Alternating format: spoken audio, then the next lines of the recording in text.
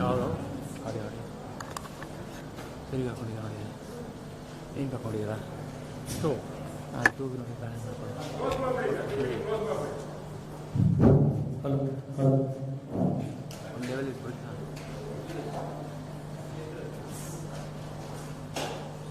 50% ಮಾತಾಡೋದು 50%. ಇವಾಗಲ್ಲ ಖಾಲಿ ಮೇಲ್ಗಡೆ ಹೇಳು ಒಂದೇ ಹೇಳು ಸರ್ ಮಾತಾಡೋಕ್ಕೆ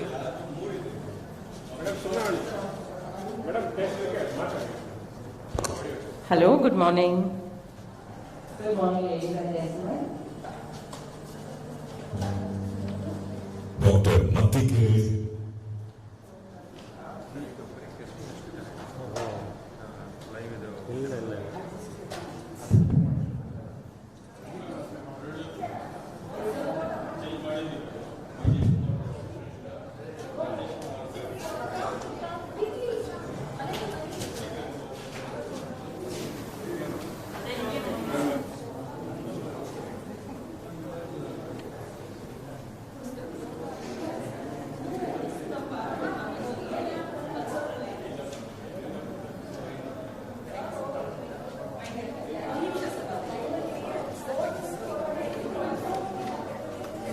You have to keep Parasuraman's mementos ready. Vijay, Krishna, Shrestha. Memento ready. Only two? I think so as of now. Only if Kumuda ma'am comes, we'll get to know.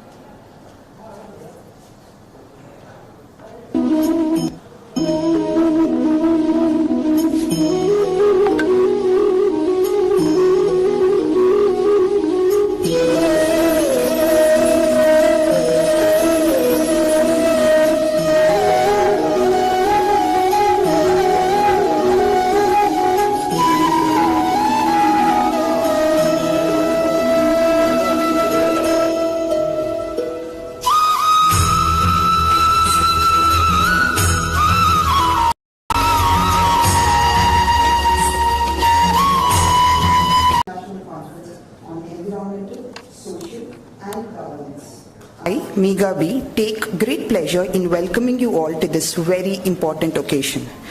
Let us begin the day with the Ramaiah anthem. Request everyone to please raise for the Ramaiah anthem.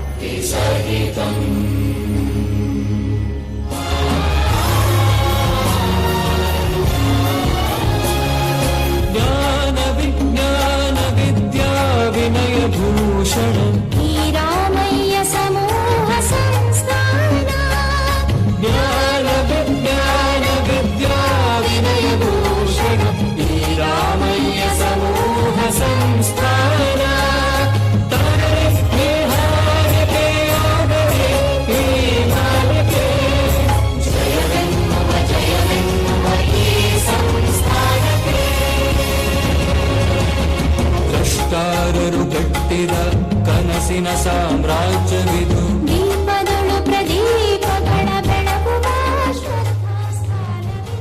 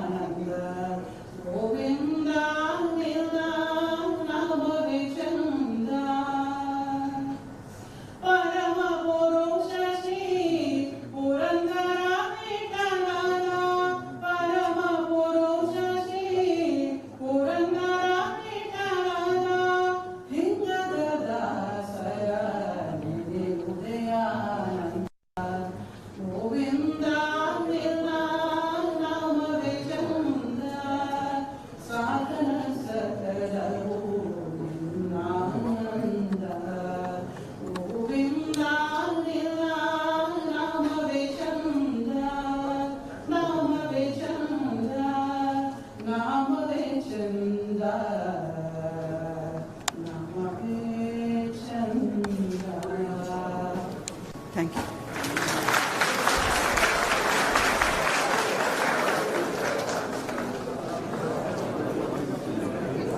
Thank you, ma'am, for the soulful rendition.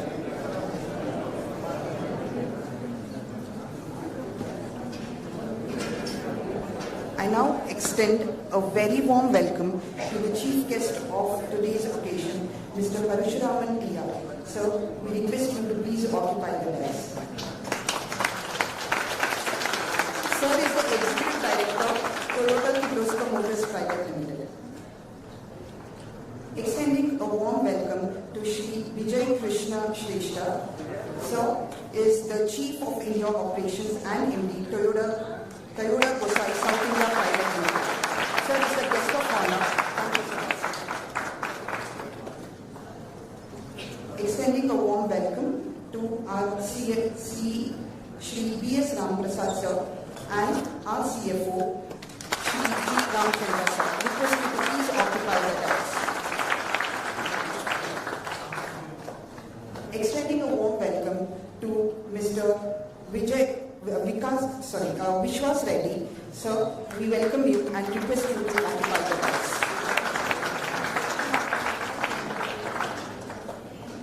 Welcoming our Director, Academics, Research and Administration, Ramaiah Institute of Management, Dr. Basanna.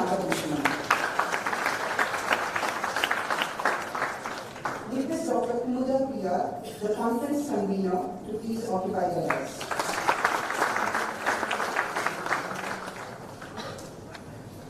I now request the dignitaries to light the lamp and offer floral tribute to our founder chairman, Dr. M.S. Ramaiah.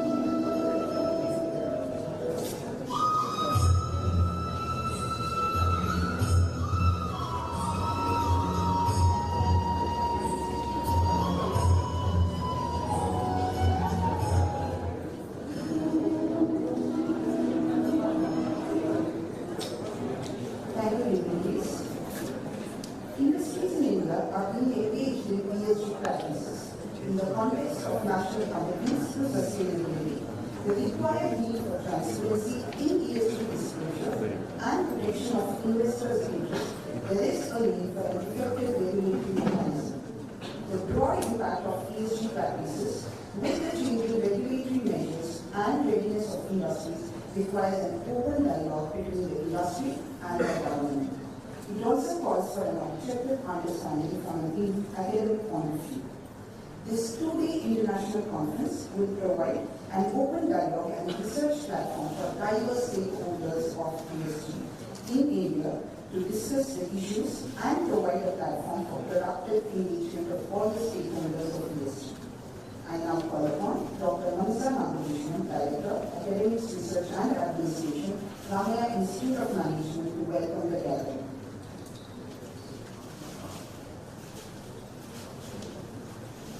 Good morning.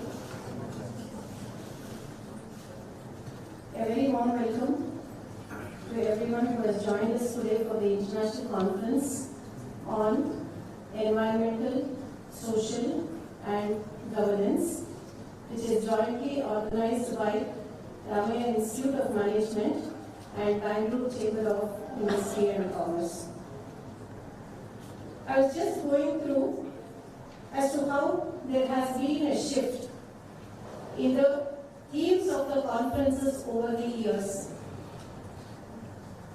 If you see the themes of the conferences, in 90s we were talking about strategies to business success, and then to competitiveness, competitive advantages, innovation, technology, economic growth, and so on. And in the recent years, we have been speaking about CSR and sustainability. From these topics, we have moved to another thrust area for the industry, which is the ESG. When you look at this pattern as to how the topics have been changing, it is in line with what is happening around us in the world, in the business, and in the economy. What Lord Krishna says in the Bhagavad Gita, whenever we go to some extremes, okay, there is an act of balancing, right? So, by itself, it balances out by itself. So there is no need for some external power, and we ourselves, we get the thought that we should balance it out. So, when we make great progress in technology, build great economies, and at the same time, when we degrade our environment and societal values, the concept of ESG and sustainability becomes more relevant. So we had many deliberations in our own institution to come out with what should be the topic. So first we started with something called as transcending change. That was the first theme that we discussed, that we should work on change. Okay, when we started thinking about change, something came to us, how does this change happen and what is the goal of this change? So when change has to happen, what is the goal of change? Then we thought about sustainability. So the goal of change is towards sustainability. So we have to transcend this change towards sustainability. That was the topic initially we discussed. And when we cut across this change, what are the elements of change that has to be brought about in the business world, and especially being a business school, what needs to be done? So many things came out, like we talked about climate, we talked about inclusiveness, we talked about diversity, we talked about various issues, and all these issues coming together, we thought that ESG is the one banner under which we can bring out all the issues that we have discussed till now. So that's how this theme of the conference, ESG, was decided. And when I first spoke to our chief executive about the conference, he told me that it should not be just a research conference, but it has to be outcome-based. We all know that today we are talking about outcome-based education, and whatever we do, we should have outcomes to multiple stakeholders. And that is how we decided that it should not be a conference for the sake of conference where some papers are presented and we just publish some papers, but it should be meaningful to many stakeholders, and hence we designed the conference in a way that we bring the industry, we bring the startups, we bring the academia, and we bring the MSMEs all together and make this conference happen.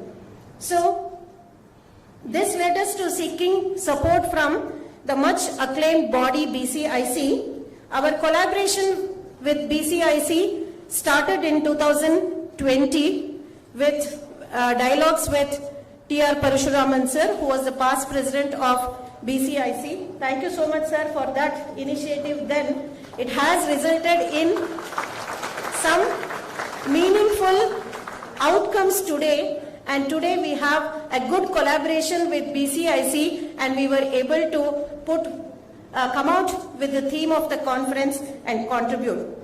And when we approached BCIC for the conference, we were glad to meet one passionate leader, Mr. Vishwas and Rajesh Jha, and of course even Dr. Devrajan was also there, and many others, Niranjan, Rajashri. So the entire team of BCIC was so passionate, and our thought processes aligned with them, and they also think in the same direction as to how this ESG concept has to be driven.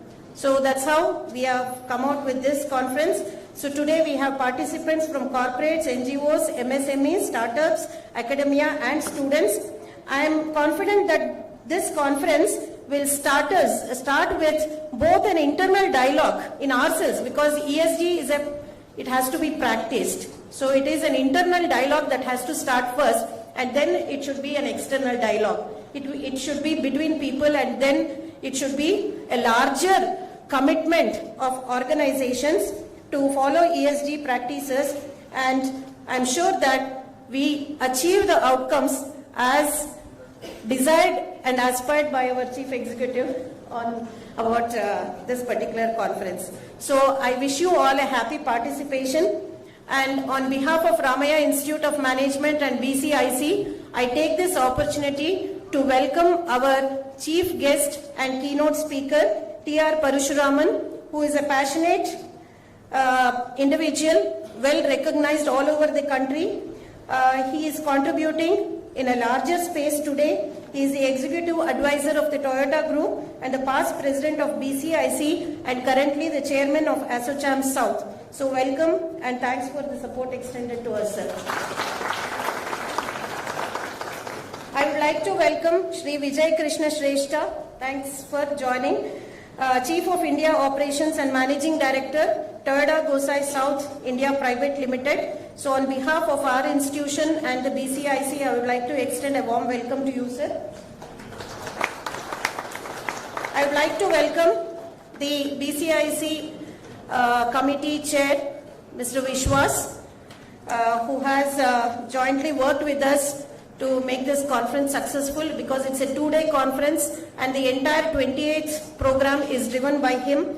So thank you, sir. Thanks for joining.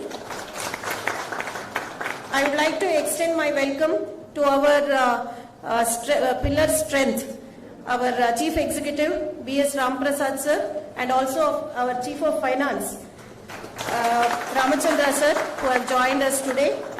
And without the effort of a larger committee, this event we could not have done. I extend a warm welcome to Kumuda, who is the convener of this conference, Associate Professor in the Department of Finance.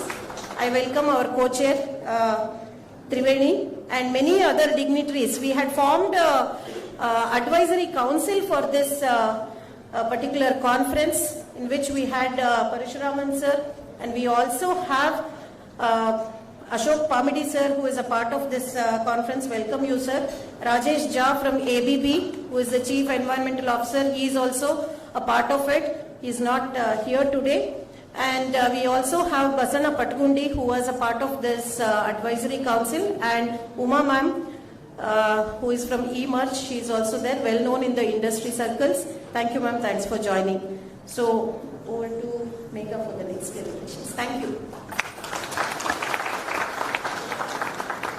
Thank you, ma'am, for extending a warm welcome to the gathering. I take great pleasure in welcoming you all to this very important occasion. I request Shri B.S. Prasad, Chief Executive, Gokula Education Foundation, to welcome the dignitaries on the dais with the sampling. The chief guest for the inauguration program, Mr. Parasuraman T.R., Executive Advisor, Toyoda Kirloskar Motors Private Limited, External Affairs and Government Connect, Toyota Group, past President, BCIC. We welcome you, sir. We welcome the guest of honor, Shri Vijay Krishna Shrestha, Chairman and Managing Director of Toyoda Gosei South India Private Limited. We welcome you, sir. I now request Shri G. Ram Prasad, CFO, Shri Ramachandra sir, CFO, Gokula Education Foundation, to welcome Mr. B.R. Vishwas Reddy, Managing Director, Vishwas Construction Industries Private Limited, Chair ESG Expert Committee, BCIC. We welcome you, sir. We extend our warm welcome to all the other dignitaries who are going to be part of our panel discussion and the workshop that is organized through the day. I request Dr. Manasa Nagabhushanam, Director, Academics, Research and Administration, to welcome the CE Shri P.S. Ram. We welcome you, sir. We welcome Shri G. Ramachandra, sir, Chief Finance Officer, GF, to this conference. Thank you, ma'am. I request Dr. Kumuda, the conference convener, to welcome our director, Dr. Manasa Nagabhushanam, with a sample.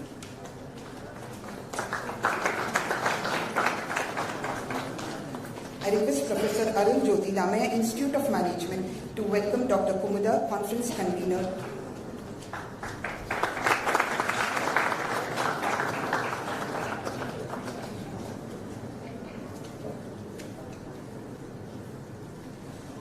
I take this opportunity to introduce the chief guest for today's occasion, Mr. Parasuraman TR.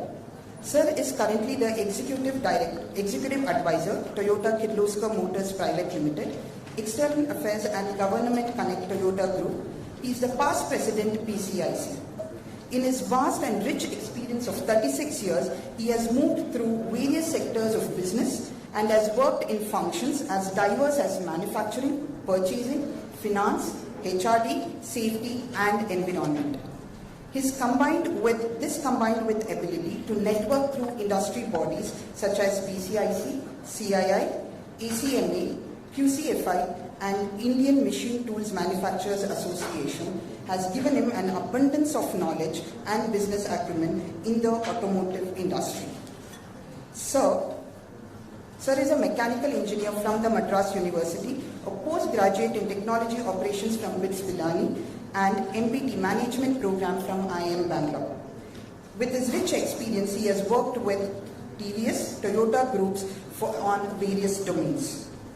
He is also the governing council of SDMID Mysore, special invitee at ACMA National Executive Council in the past. He is the founding member of governing council of BCIC, Bridge Skill Academy. He has been the brand ambassador of bridging new investments to the state. He has been part of the team to other states like Gujarat, Andhra Pradesh to appeal the investors community to invest in Karnataka.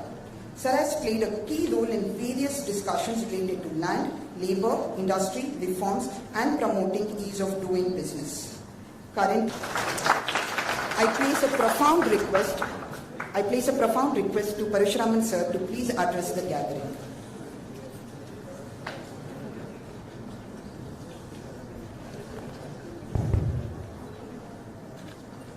Good morning all. Namaskaram.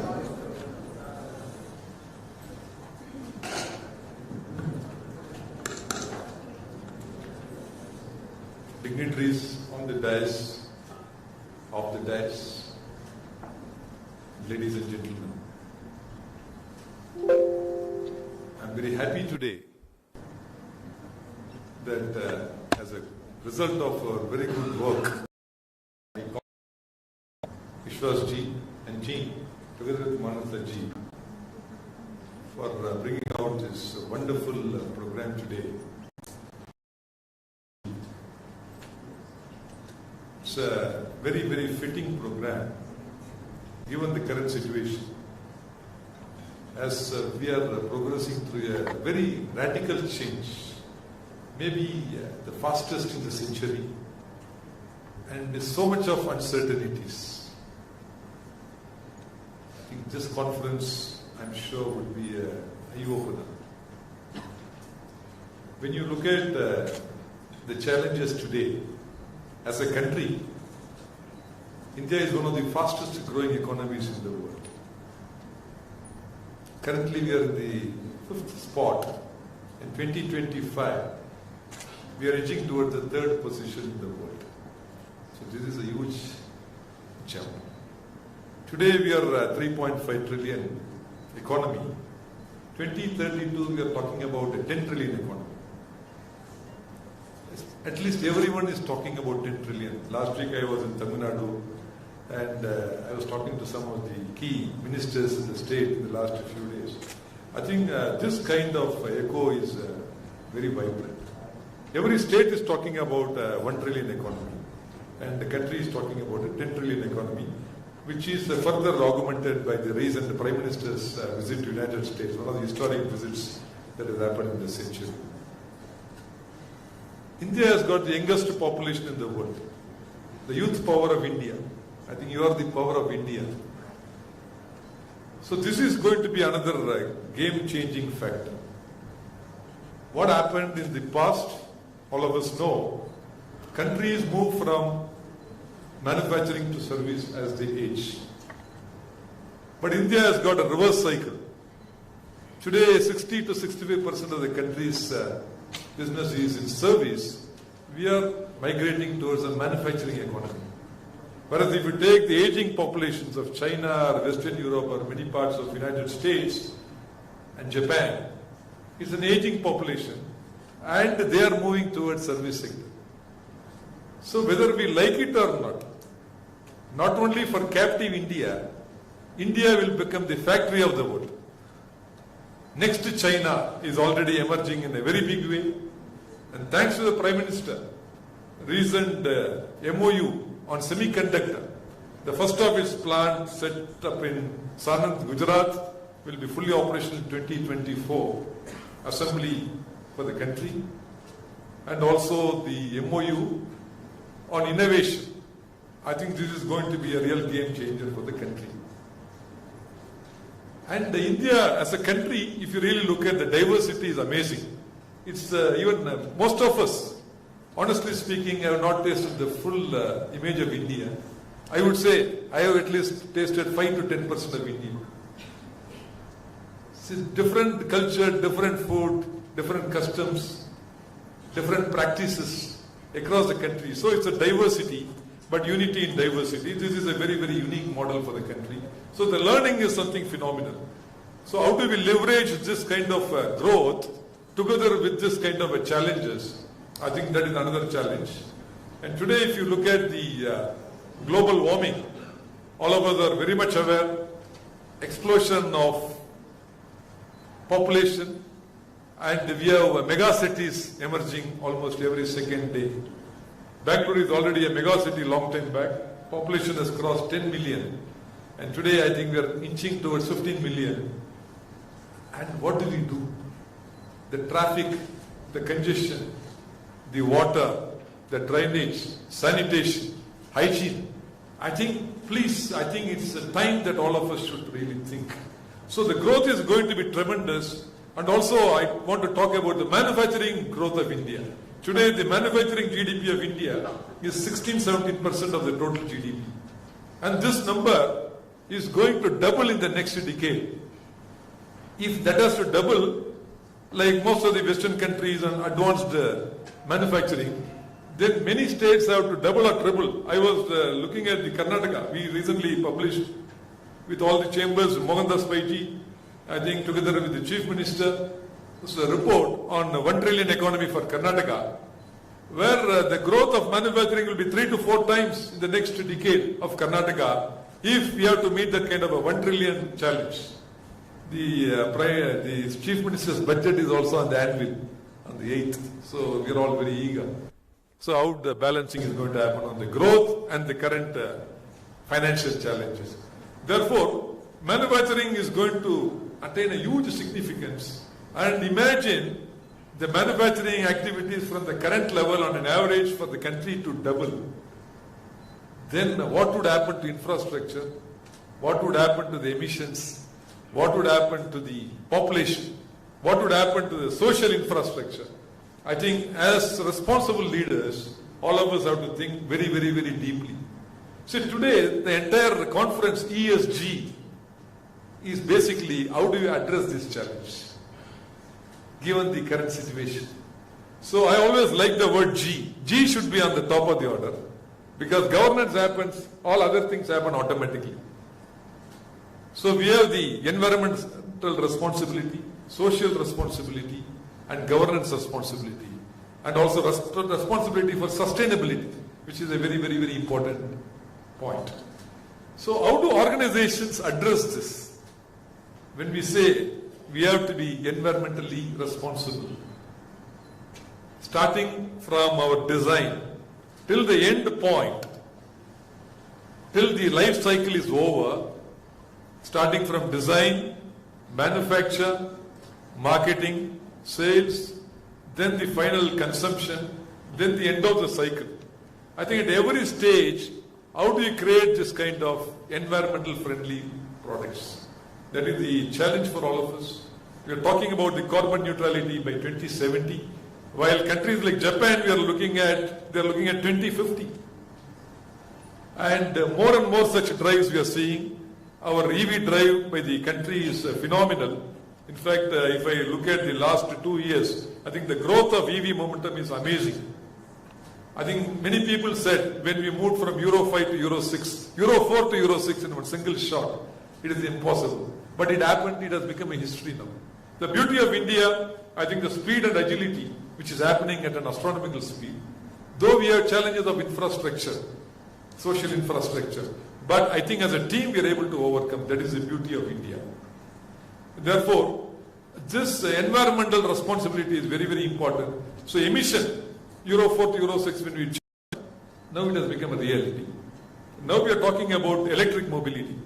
See, today we have a huge challenge of electric mobility because the fossil fuel, the 70 to 80% of fossil fuel at this point of time. So how do we move towards the electric mobility? Therefore, the renewable energy is a very, very important challenge. So the solar, the wind, even we are looking at thermal. I think tidal also is on the anvil. So how do we navigate smoothly to these kind of renewable energy sources? So that is another big challenge. Because ultimately, the source of energy is not renewable, then electric mobility has no meaning. We are passing the buck from one to other. Therefore, all of us are very responsible. Therefore, a lot of technology agnostic solutions, be it EV or hybrid or fuel cells, the hydrogen, even we are looking at ethanol. Ethanol is a very great via media landing point. If you look at countries like Brazil, ethanol E85 is very popular because it is rich in sugarcane. India also has got a rich sugarcane production in the states of Uttar Pradesh, Karnataka. So we are looking, when I was talking to some of the senior bureaucrats and ministers, I think there is a huge push towards ethanol. It's a via media landing point because all of a sudden going to electric mobility is a challenge. But the transition is very important. At the same time, we don't say electric mobility, it is technology agnostic solution. So whatever is the best technology, how to embrace this technology. Therefore, as socially responsible corporates, I think it's our responsibility to think on those lines. Then how do we handle the supply chain? See, all of us are manufacturers of goods. It goes to tier 1, tier 2, tier 3 and so on and so forth. I think as corporates, we should look into the complete supply chain. And it is very important that every string of the supply chain is well connected, socially, environmentally responsible in making the product. Because this is not a thought. The action has to set in now. If you don't do that, today it may not look very serious. But definitely for sure, 5 years, 10 years, 15 years down the line, those companies will fail to sustain. That is for sure. Because today, environment is coming at a price. Carbon trading has already started. There is going to be a huge price for environment. Thanks to the COVID, I think all of us learned several things in our life, starting from humility to socially responsible activities. And every government is trying to focus on them. But the challenge for India, while all the Western countries advanced in leaps and bounds, ahead of age, that time there was no big challenge.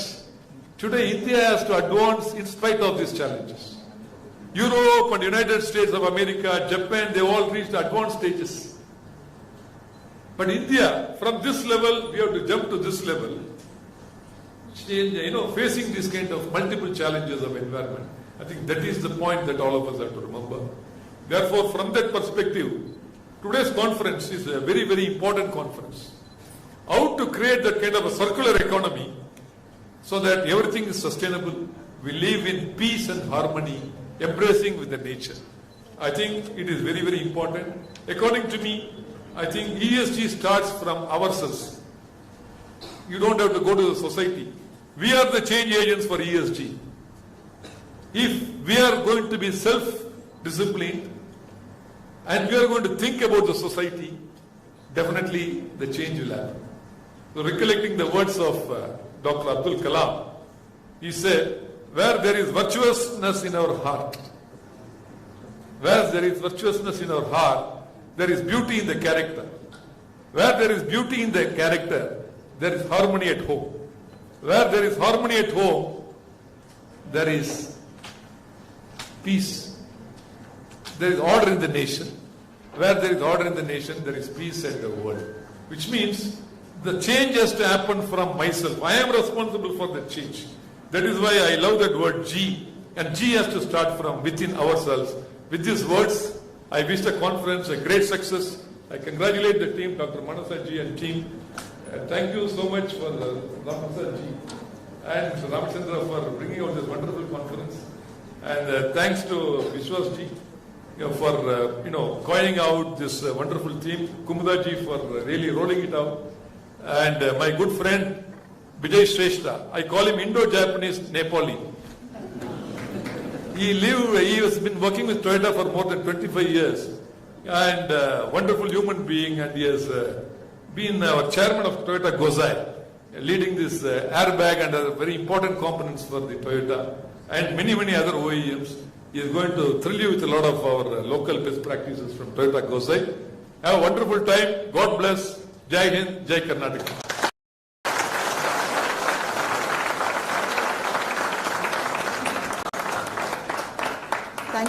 Thank you, sir, for gracing this event and sharing your valuable thoughts and enriching our wisdom.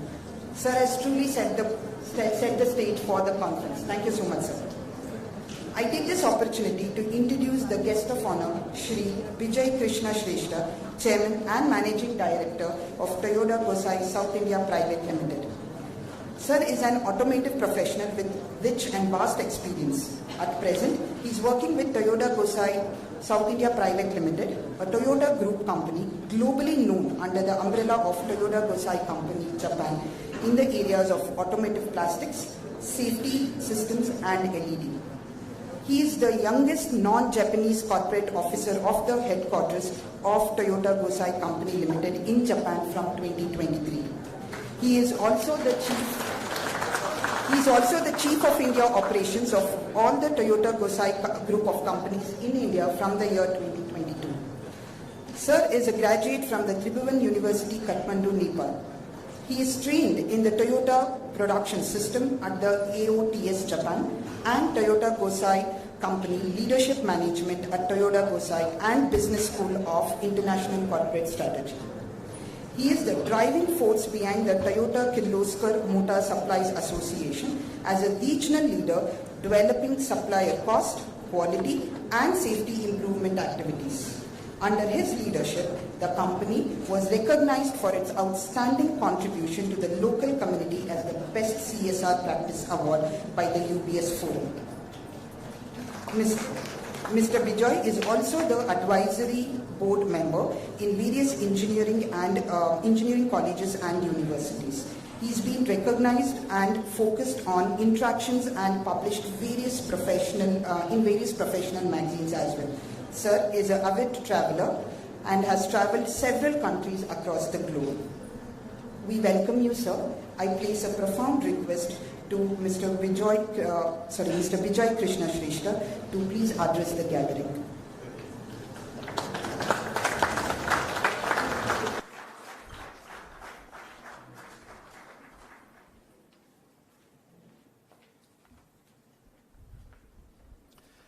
ಎಲ್ಲರಿಗೂ ನಮಸ್ಕಾರ.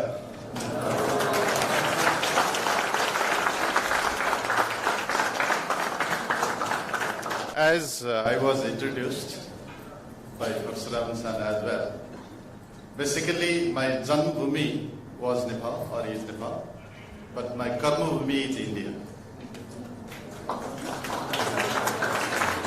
So I have shifted to India in 1999 and joined then TG Kirloskar, Toyoda Gosei Kirloskar. And that time one of the first friends was Parasuraman son. So it is very great pleasure to be in the same dais and speaking on the same subject today. Thank you very much. So as Mr. Parasuraman san has, san is Japanese language. We used for G in Hindi. Like someone we address it, G.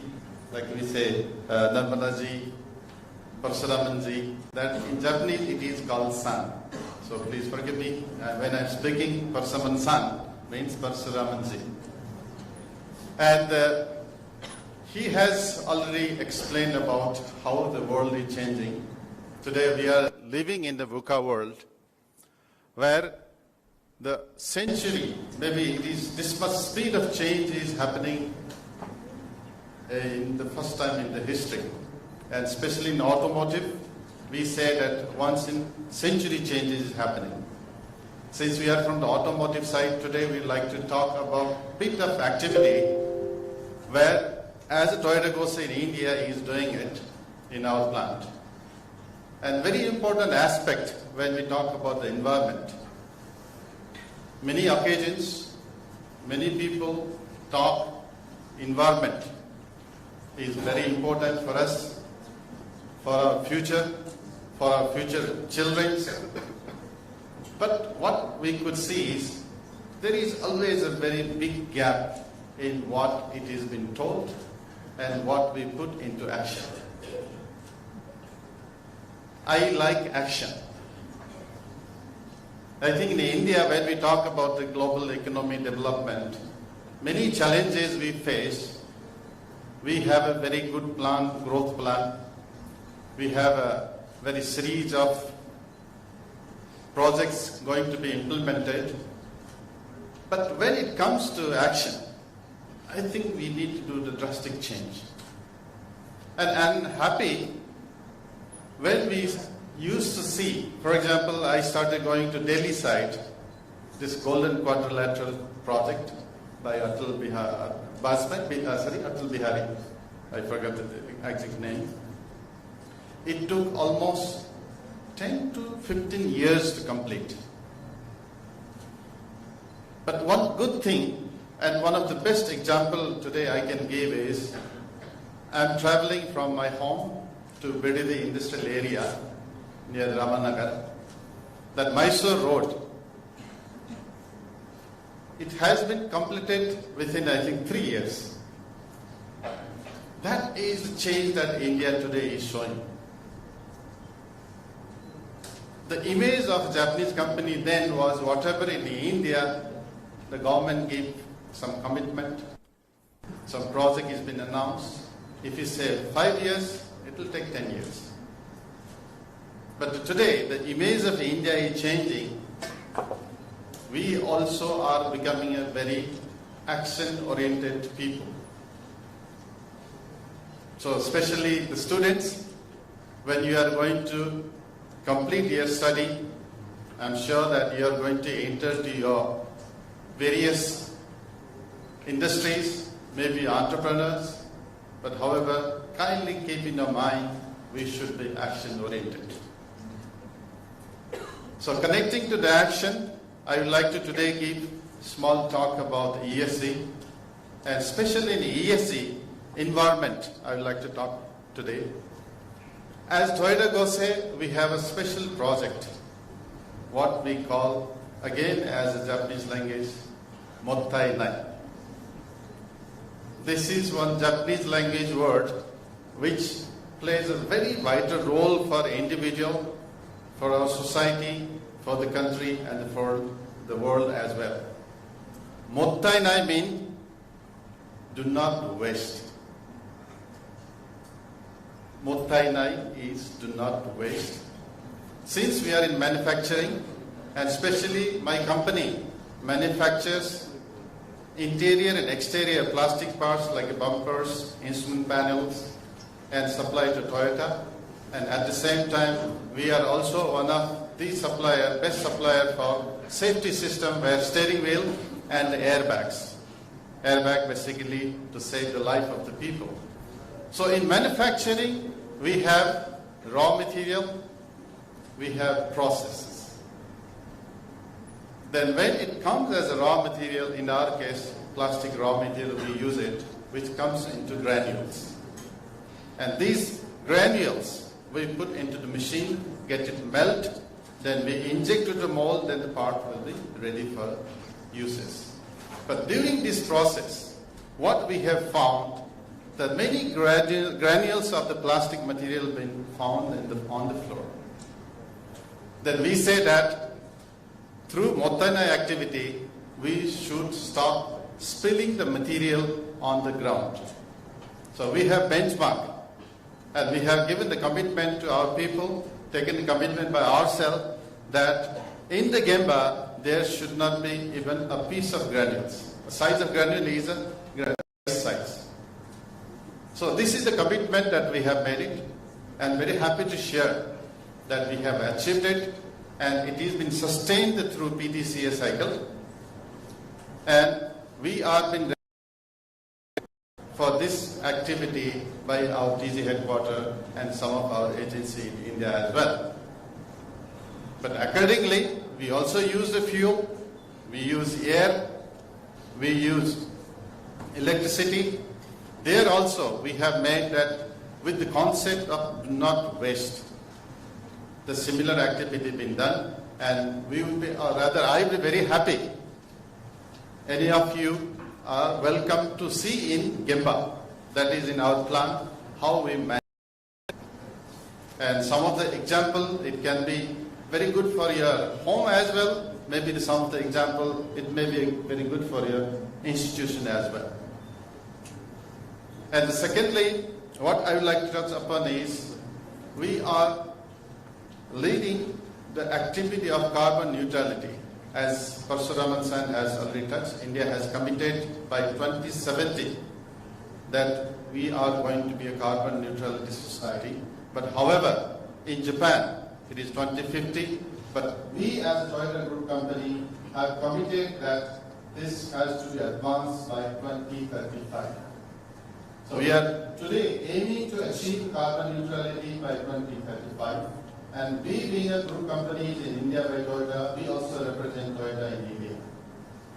So we have also various activities initiated with 4-pillar approach, where we say first it has to start from us. Before we start from us, we need to have a mindset, and we need to have sensitized ourselves where we are heading to and what we should do now. So based upon that, with 4-pillar approach, one is daily management. Again, connected to Murthy, not to waste. If I am going out from my cabin, my first job is to switch off the light. Normally we don't do. It is very simple. But the impact of this is so huge. So we have made a culture that do not waste electricity by switching off the lights when you are not in the cabin, when you are not in the office.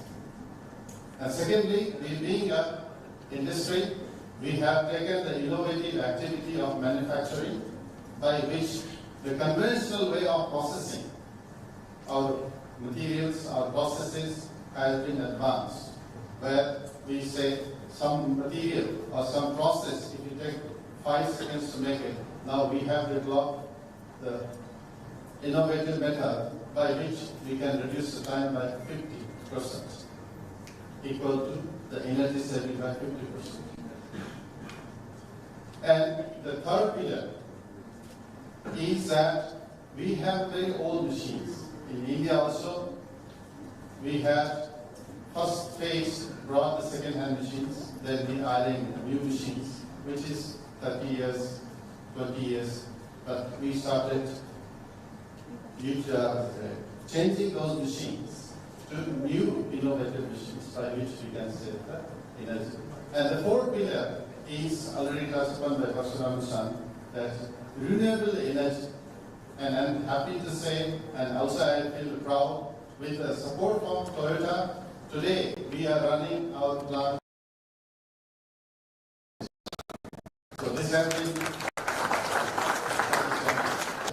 So I'm very much happy to share this today, but I'll be much more happier if we can make one visit to our company. Please come and see what we are doing, try to learn, try to reflect, but at the same time we have a culture. If anybody comes to our company, he should go back or she should go back only after giving one Kaizen. I think Kaizen must be known to is improvement point for us. So we believe in that and we are committed. So once again, I'm very happy to be here as part of this, but I'll be more happier if I can be really helpful and if we can collaborate together with your institution or the students for the betterment of the world. Once again, thank you very much.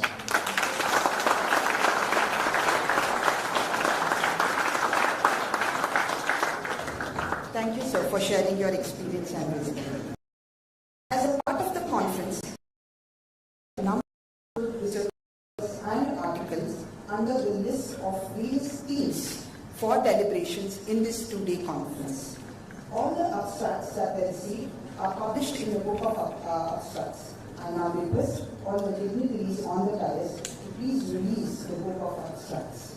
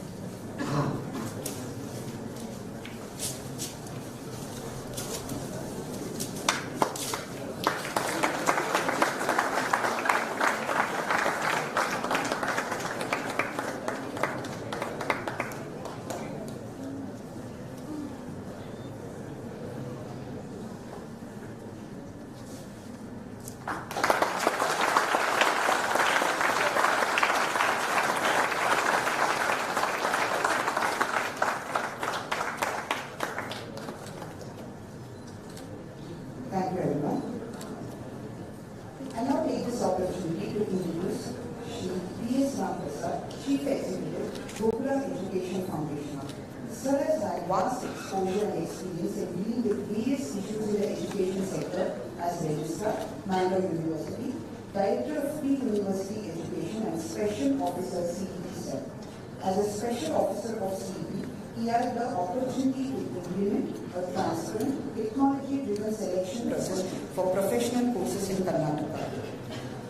During his tenure as a project director, Sir has been interacting with various voluntary organizations of repute, institutions of higher technical education, eminent domain experts and academicians, and objectives and outcomes. As Secretary to the Government of Karnataka, he has dealt with various issues and processes concerning higher education and university. He retired as an advisor at Special Investigation Team, Karnataka Lumbe, in the year 2015, and post-retirement, he has been working as an advisor at SIT Local. We welcome you, sir. I now place a profound request to Shri Prasad, sir, to address the gathering and share his thoughts.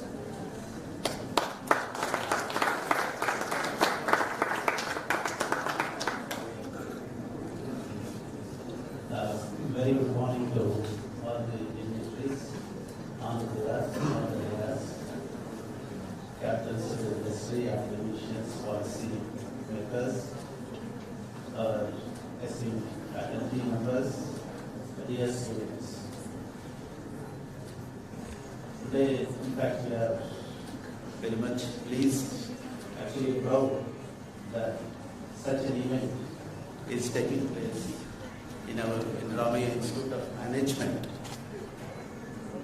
because of the collaboration we have had with BCIC.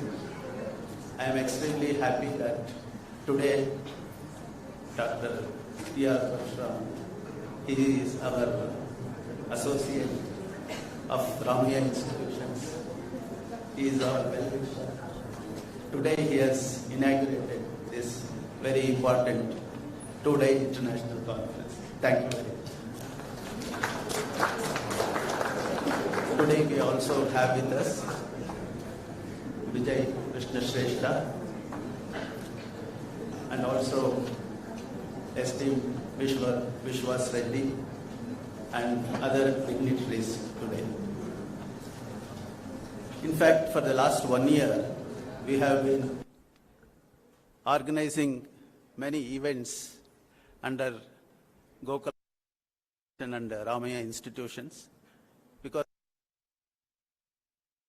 the centenary of our founder, Dr. M.S. Ramaiah. We have also celebrated the golden jubilee of Ramaiah Institute of Technology. I am sure this event, the 2-day conference on ESG, is going to be recognized and registered, recorded as one of the very, very important events that has taken place today.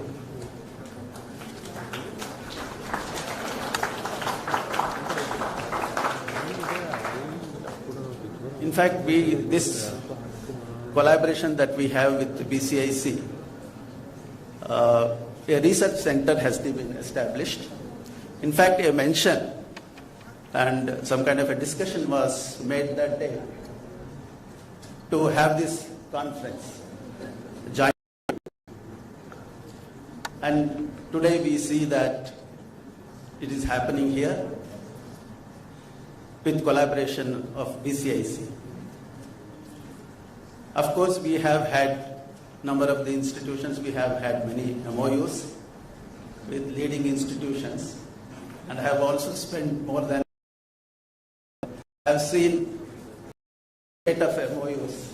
Generally, these MOUs get consigned to files, and I am so very happy today that when the first announcements were made, a team has been constituted by our Ramaiah Institute of Management institution, and similarly BCIC, and we have worked continuously for almost 2 years for this conference to happen, and it is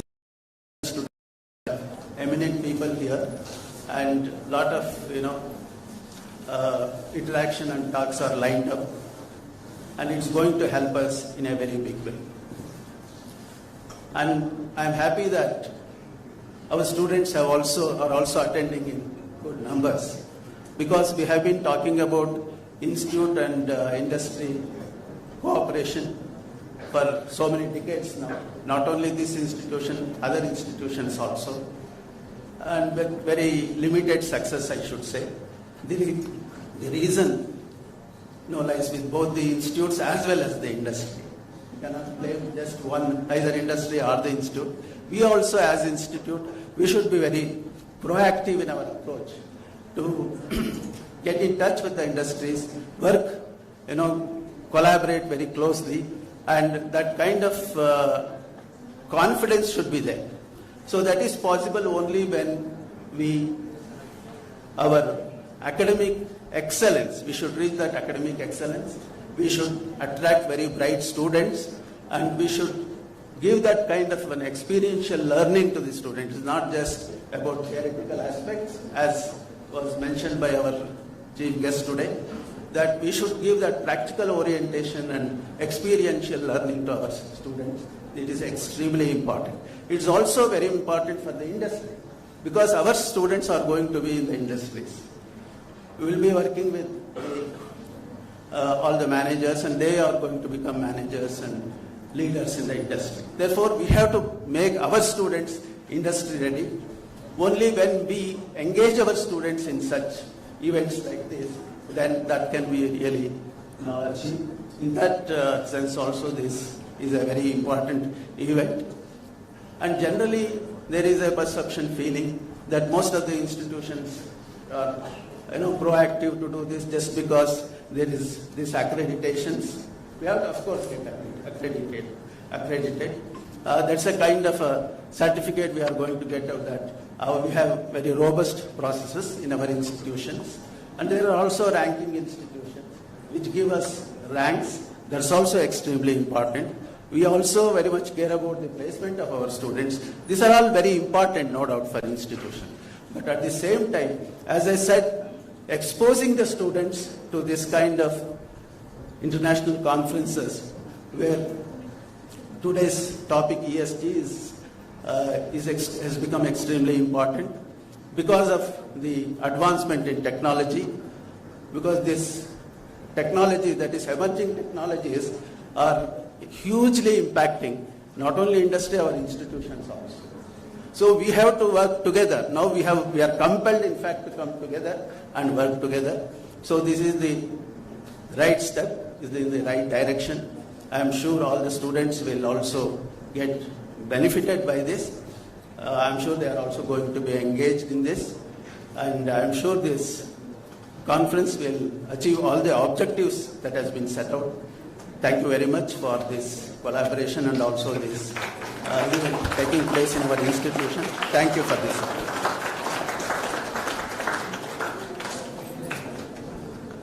Thank you, sir, for sharing your thoughts and the constant support for all the activities that RIM has always done. I now request Dr. Kumuda, Associate Professor, Ramaiah Institute of Management and Conference Convener, to propose the vote of thanks. Megha. Good morning to one and all. Honorable dignitaries on the dais, Shri Parasuraman sir, Shri Vijay Krishna Shrestha sir, Shri B.R. Vishwas, Shri Prasad sir, Shri Chithra sir, esteemed members of the advisory committee, Shri Ashok Pamadi sir, Dr. Basanna Patagundi and Srimati Uma Reddy, panelists, session chairs and special invitees, dear Dr. Manasa ma'am, my colleagues, the crew at BCIC, authors, students and media. It is indeed my privilege to acknowledge the contributions of each and every one toward the happening of this international conference on ESG, one of its kind so far.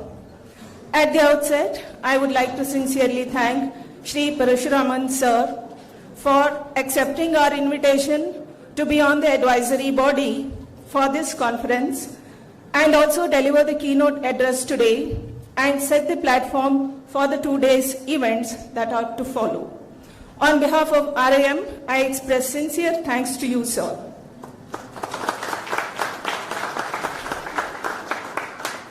May I request our CE sir to present a memento to Shri Parasuraman sir as a token of gratitude.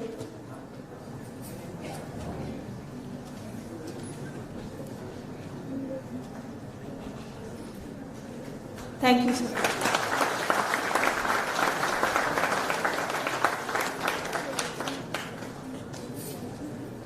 Thank you. Say quality and you will say Toyota. I am really thankful to Shri Vijay Krishna Shrestha sir for accepting our invitation to grace the occasion as guest of honor amidst his very tight schedule. I request our CFO sir to present a memento to Shri Vijay Krishna Shrestha sir as a token of appreciation.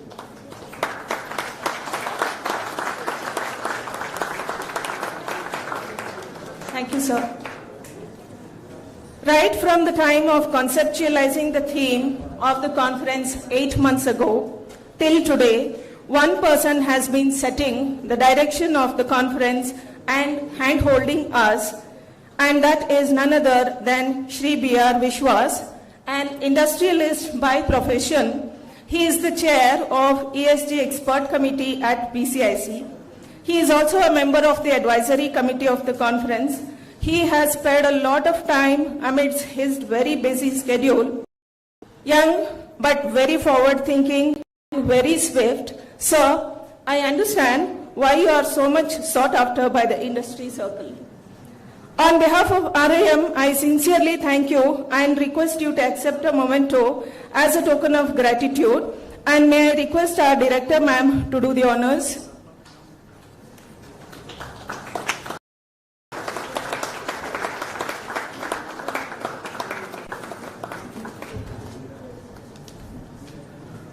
take this opportunity to thank the other members of the advisory committee. In his absence, I thank Mr. Rajesh Kumar Jha, who couldn't make it to the event today due to his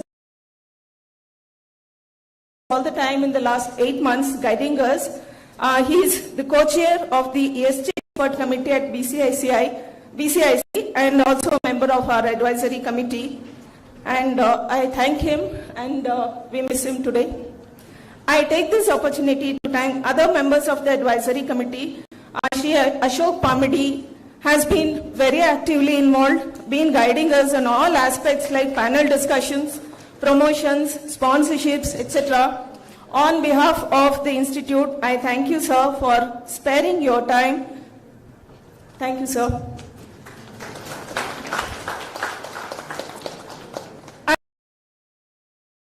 For sparing her precious time. An industrialist by herself, she has a passion to spread the entrepreneurial culture.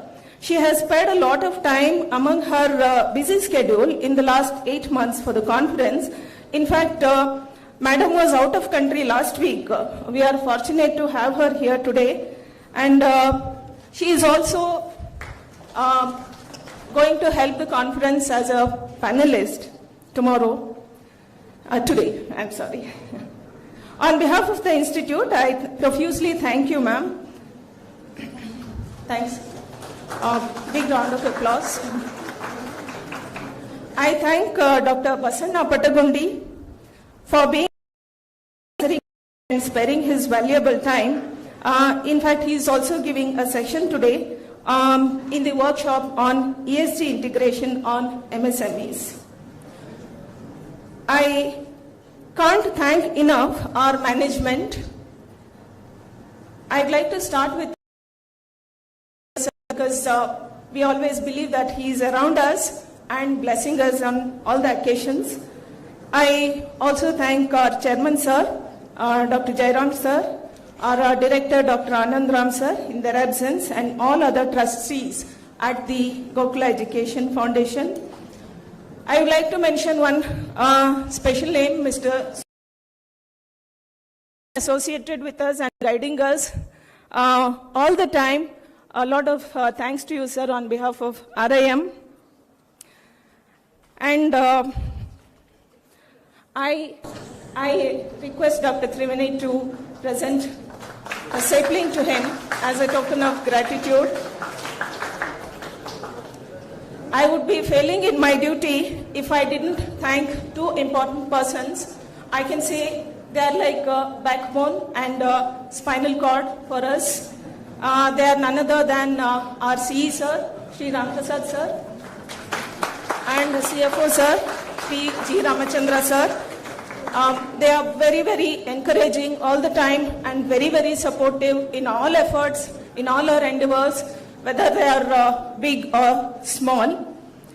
And I next would like to thank none other than our director, ma'am, Manasa ma'am. She has added a lot of vibrancy to our institute, which we can feel in the last 2.5 years. Thanks a lot, ma'am. I request Manasa ma'am to present a memento to CE sir as a token of gratitude.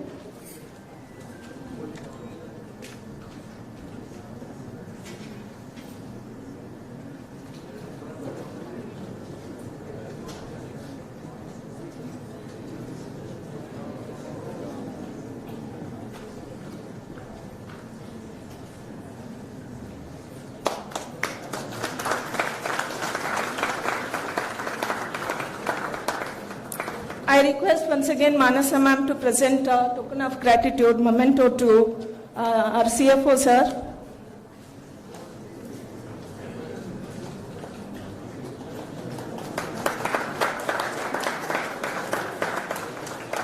May I request Dr. Triveni, co-chair of the conference, to present the memento to our director ma'am.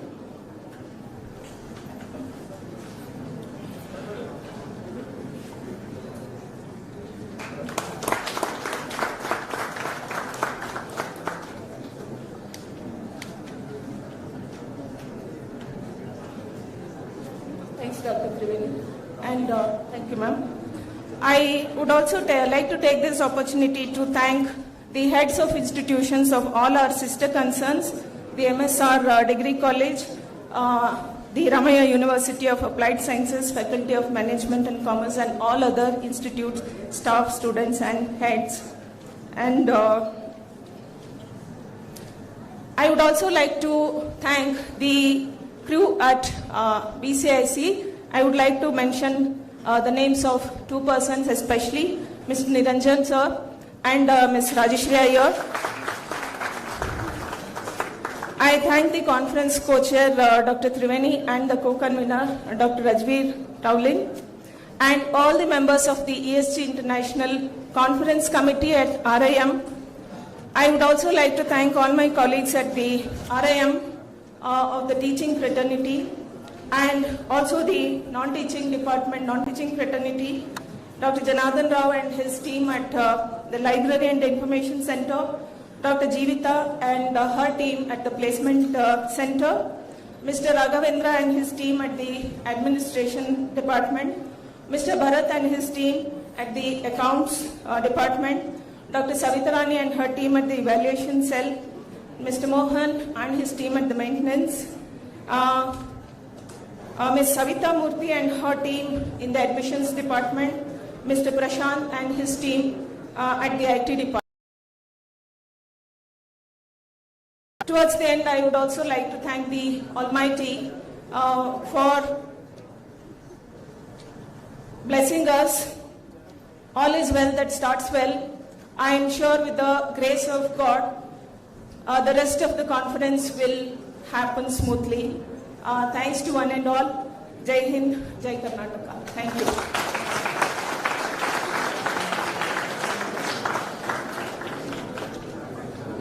Thank you, ma'am. We shall break for a quick tea break now. I request all the participants over here to please assemble by 11:40. We have a panel discussion scheduled on building a sustainable business with ESG practices. Settle down so that we begin with the next important session for the morning.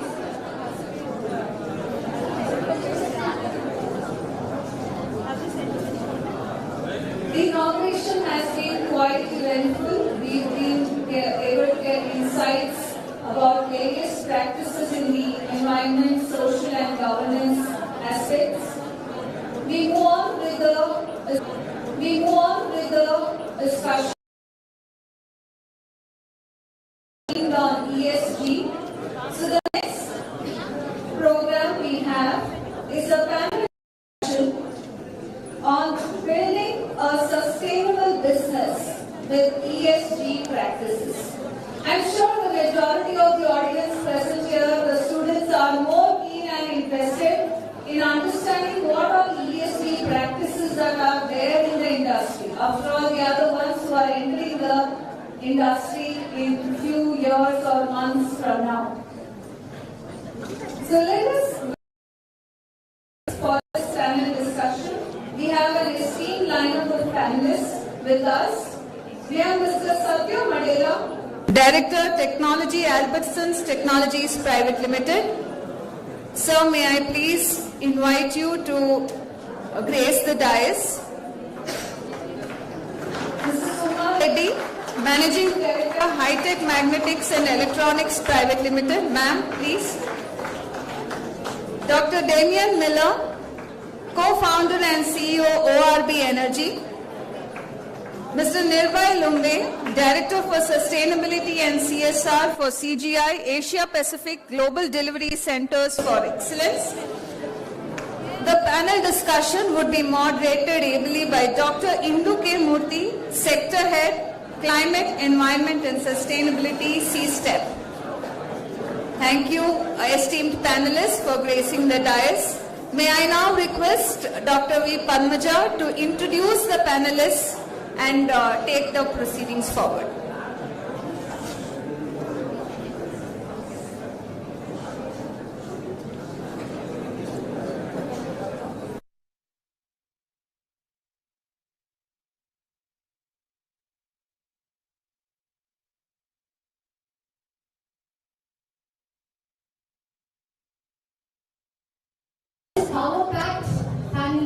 discussion on building sustainable business with ESG practices. We begin with our international speaker, Bangalore. Damien Miller is the co-founder and CEO of Orb Energy, which is one of India's leading solar energy companies. Orb Energy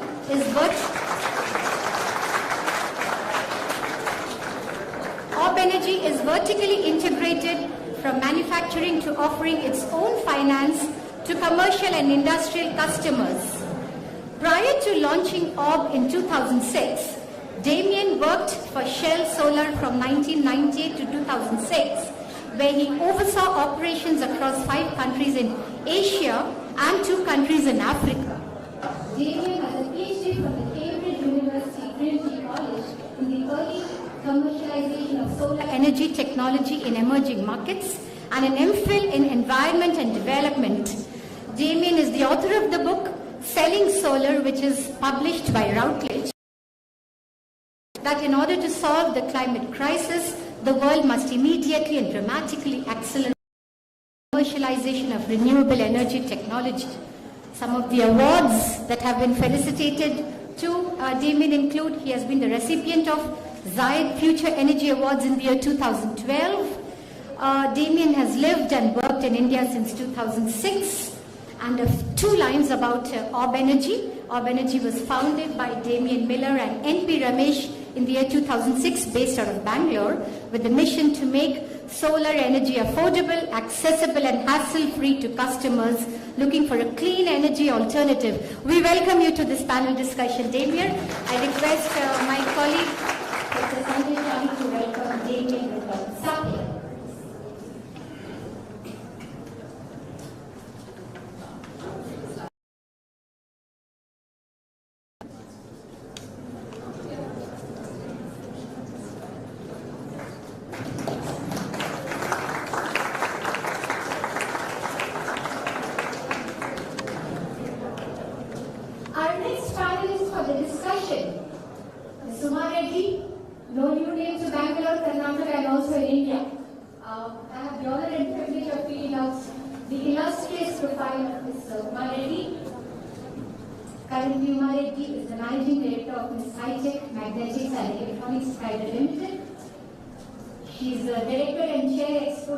Committee, FKCCI, Managing Committee Member of FICCI and FICCI CMSME, Advisor to the World Trade Center Bengaluru, Kochi and Chennai, Founder President of eMerge, Engineering Manufacturer Entrepreneurs Resource Group. I must say, Madam Uma Reddy has motivated quite a few women entrepreneurs, not just in Bangalore, Karnataka, but across the country.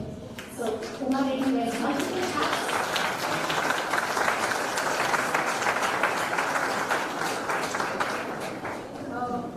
2 lines about Uma. Ms. Uma Reddy, electrical engineer from UBC Bangalore, is the managing director of this high-tech magnetics and electronics private limited, a first-generation technocrat entrepreneur.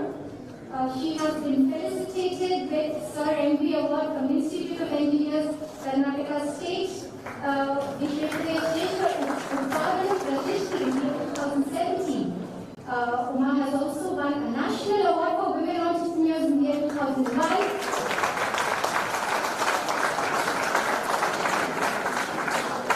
And has also been the recipient of the Rajyotsava Award in the year 2005 for her contribution to the society. We could not have a better speaker and a panelist for this particular panel discussion. We welcome you, Ms. Uma Reddy. I request my colleague, Dr. Savitha Rani, to felicitate and welcome Ms. Uma Reddy.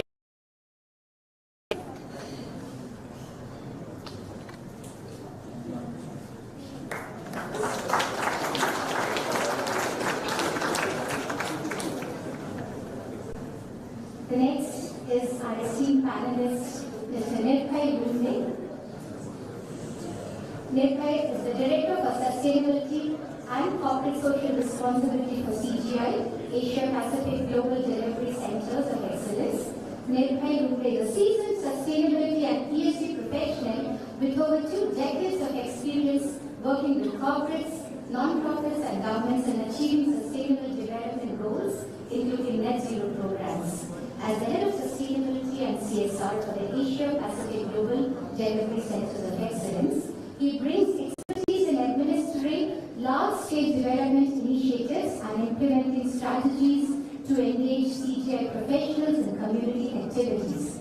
Nirbhay is an alumnus of IIT Mumbai, has worked closely with corporates, non-profits and government entities. His commitment to these causes reflects in his book, CSR in India, A Practitioner Perspective. His dedication and contributions have been recognized through prestigious awards such as the HR Excellence Award for the year 2021 for excellence in community impact, with the vision to build a holistic and sustainable development program that outlives him. Nirbhay's professional accomplishments include spearheading strategic CSR and ESG initiatives, overseeing net zero programs and ensuring the realization of benefits within time, cost and quality parameters. Welcome Nirbhay for this panel discussion. Once again request Mr. Sanjay to welcome Mr. Nirbhay Sapling.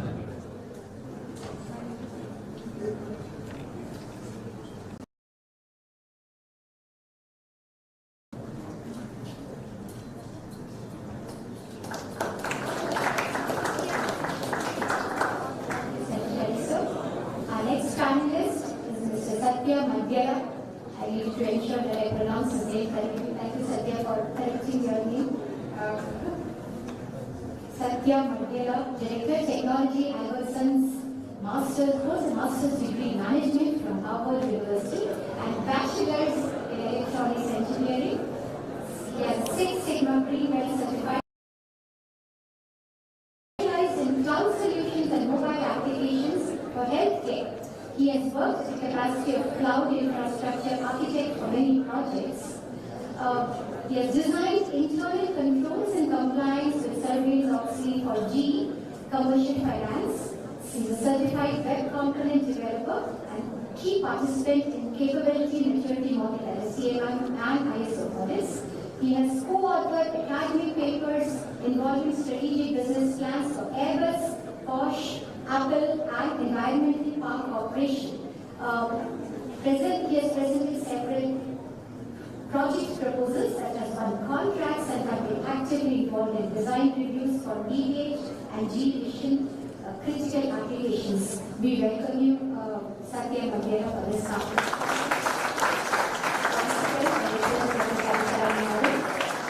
Welcome Satya with a sapling.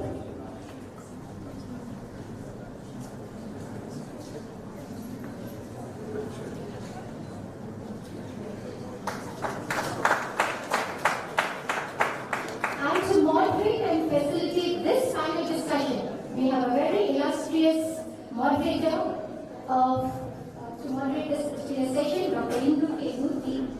Dr. Indu is the Sector Head of Climate, Environment and Sustainability at CSTEP. She holds a PhD in Ecology and Environmental Sciences from Pondicherry University and has completed her Masters in Botany from MS University, Baroda, with specialization in Forestry and Environment, and holds a Bachelor's in Botany from the Entrance College of Women, Chennai. Prior to joining CSTEP, she worked as a consultant scientist at the Indian Institute of Science, Bengaluru. Her areas of interest include climate change vulnerability, land-based mitigation and adaptation, resilience building or climate-proofing development. Dr. Murthy is an expert with UNFCCC, and a steering committee member of the International Platform on Adaptation Metrics. She is an associate editor, Frontiers in Forests and Global Change, an International Journal of Climate Change Strategies and Management, and the academic editor on the PLOS-1 editorial board. Dr. Murthy is also on the governing board of the South Asia Consortium for Interdisciplinary Water Resources Studies and is a technical advisory committee. Welcome, Dr. Indu, and I request Professor Sanjay once again to welcome Dr. Indu as the moderator for this panel discussion. Thank you, Dr. Indu, Mr. Satya, Damien, Kumaridi ma'am, and Nirbhay for sparing your time for this a power-packed panel discussion. Over to the panelists and over to Indu to take over the panel discussion. Thank you, and we hope we have good takeaways from the session. Thank you. Thank you. Thank you. Very good afternoon. I'm sure you're all waiting to kind of hear from the experts themselves as to what ESG actually means. I'm in a good space, frankly speaking. From what she read, you know that I don't belong to the space which has to implement ESG. So I can ask all the difficult questions. Right? So, I mean, before we get into that particular thing, the shift from focus on complaints to embracing ESG, as we all know, is pretty much recent. And when you think about why it happened, how does it, what it means, I mean, as an outsider, to me, frankly, the one thing that comes to my mind immediately is, it helps increase brand value because you're able to showcase that you're ultimately delivering sustainability, which is something not new at all. SDG goals has been something, I mean, we have the Millennium Development Goals and then the SDGs, and we've been talking about it, and there's a lot that's yet to be done. So given that, every space, every single person, every single business has to implement it, whether we have to do it as a legal mechanism or outside it, we really need to be doing it. And the other thing that's important also is, when I think about it, it also kind of helps recognize all stakeholder interests. Now, businesses have to keep in mind the stakeholder interests, and here it's not just about what you deliver, it's also about how it is utilized. So, frankly speaking, if I may put it, it's cradle to grave. That's something they need to be looking at, and not just worrying about my immediate space. It's about, sanitation programs, if you remember, clean up your spaces. Okay, you clean, you push it to the next house. No, that's not going to happen anymore, right? There's been a lot of news on, the greenwashing and all of this. So given that, there's a whole bunch of transparent mechanisms that need to be put in place. Another thing that's important is, it also helps them to respond to a very changing, dynamic regulatory landscape, because they are abreast to it. They're able to kind of put a lot of things in place which are helping them to be attuned to what potentially could be demanded from them. So they are able to maybe even build trust and also encash on some of the opportunities. Yes, it's a compliance mechanism, there are challenges, but we will hopefully hear from the speakers that there are opportunities also to do businesses in a better way. So without wasting time, we have a very illustrious panel, so I'm going to quickly go to my panelists and ask the first question that yes, ESG is something that companies have been mandated to implement. So given that in your own companies, in spaces that you work in, do you have specific committees that manage these? Is it like, there's a single champion who kind of tries to force himself through various different operations that happen within the business, and kind of engage with them and then integrate it into the strategic planning itself. So I think let's start with Nirbhay, and maybe you could put that in the space that you represent. Thank you, Indu, for asking that. It's an interesting world right now. I think happy to see the young generation here who are going to be the future leaders. The first and foremost, when it comes to ESG, is about there's a shift from CSR, which is the corporate social responsibility. The trend has been that we are moving away, or maybe integrating ESG. ESG, when you look at it, is much more transparent, measurable. At the same time, it's tangible. We actually can see and feel it. So, therefore, from an adoption point of view, it's not about just making profits, but how you are making profits. When you look at the ESG part of it, the environment, social and governance, today being transparent is more about attracting investments. It's equally important you speak about it. I'm sure as young generation here, you need to pay attention to what's happening in the world outside. Today, most of the annual reports that you see of corporates, not just about IT where I represent, but otherwise, there are no more either annual reports or corporate social responsibility reports, but they have been called as ESG reports for a reason. Because as company, as profit-making institutions, we are responsible to report back what has been, how are we making profits. So when it comes to ESG, today each corporate is trying to carve out a division, it's typically a vertical, moving away from what we had, maybe safety to CSR, and today we have got ESG. ESG is much more structured in terms of what we look at it, the metrics itself and the parameters and the framework. While these are initial days, the impetus has been with the companies and especially the UN global missions driving corporates towards how do they really achieve the net zero by maybe 2030 or maybe 2040 or 2050 or 2070, as you heard in the morning. It's equally important that to be net zero by X amount of years, maybe a couple of decades later. And my view, I think ESG is not just about having these emissions zero. It's much more than that. It's about your people. People includes your DI, the diversity inclusion initiative, as well as about your payback team, your leadership. So it's all about that. Then it's also about how I'm giving back to the communities. That's the social part of it. While we talk about environment, it's more around emissions, but it's also about how much we are doing internally to reduce some of those emissions part of it. And how much it's also about waste management. While you heard from in the morning about the governance, it's equally important that we need to have governance in place for sure when you start.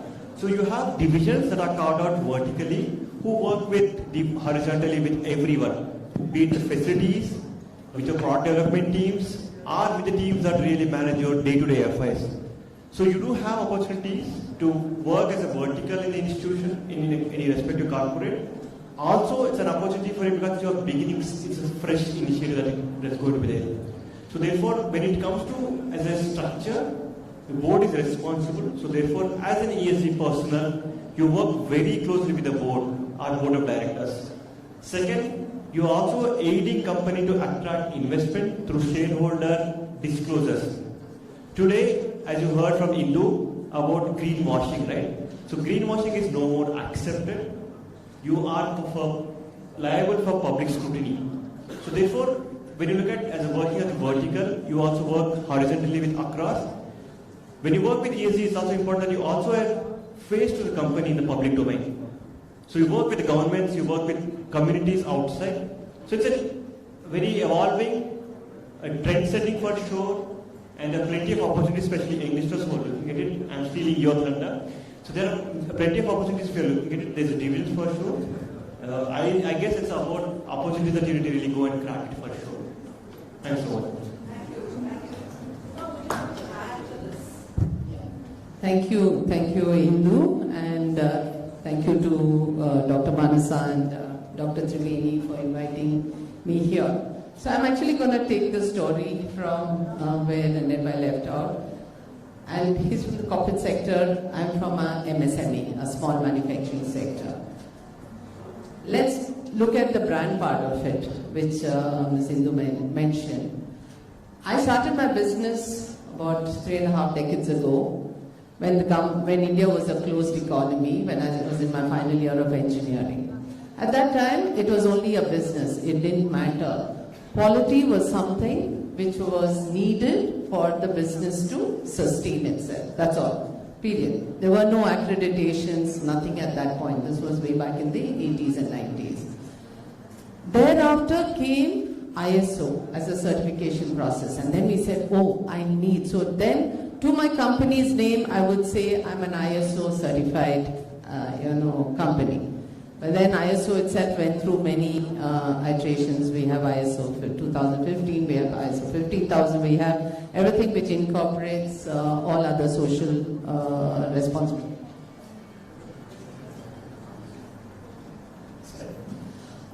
So many other things. Then came in CE, UL, and these were quality certifications that we wanted. And we were fine because that was what the customer wanted, right? So I was as an SME, I didn't have to report to anybody where I had to follow any norms.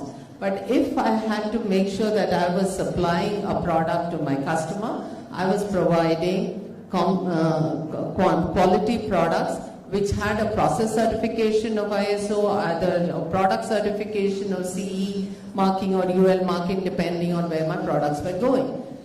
Going further, that was not enough. Then came what was called, I'm not even talking about ESG, what came about was EHS, the Environment, Health and Safety Practices in the company.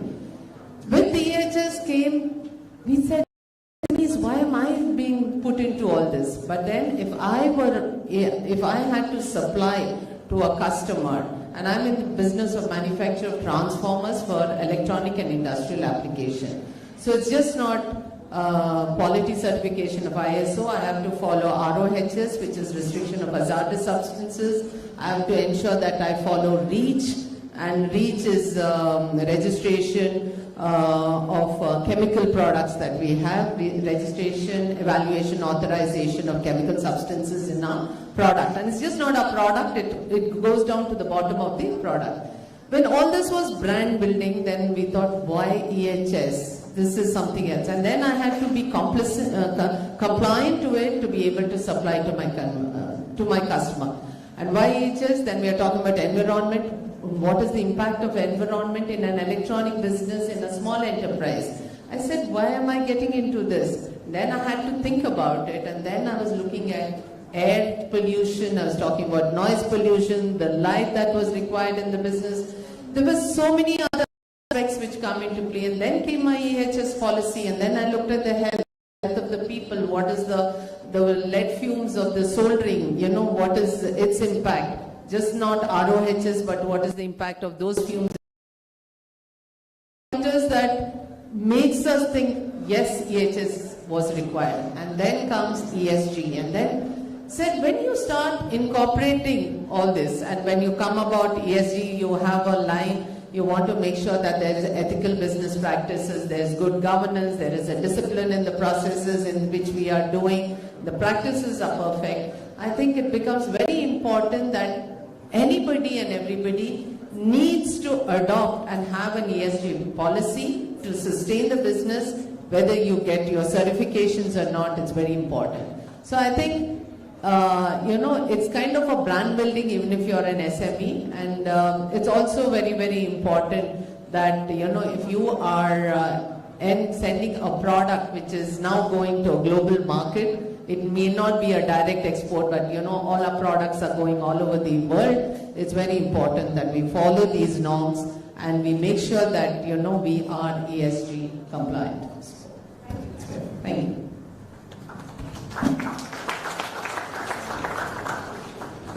So thank you, Uma, for that. So moving on, I think I would like to address this question to Damien because he's straddling two worlds.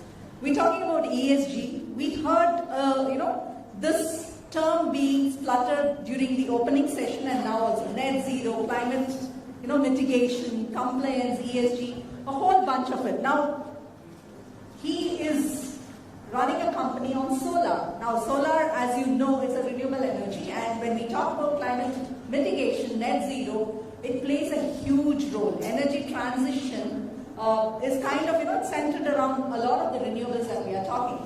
So, Damien, I would like to ask you this question. When you are traveling this world of climate energy transition and the ESG, because solar, you have the piece on environment because land is an essential resource there. You have the piece on people, the social angle, because you are probably looking at maybe even kind of letting people to move from a particular space to set up something. Or maybe we are also talking about, in some cases, compromising on food production. That's a possibility. Even if it's not happening today, it's a possibility that it could happen.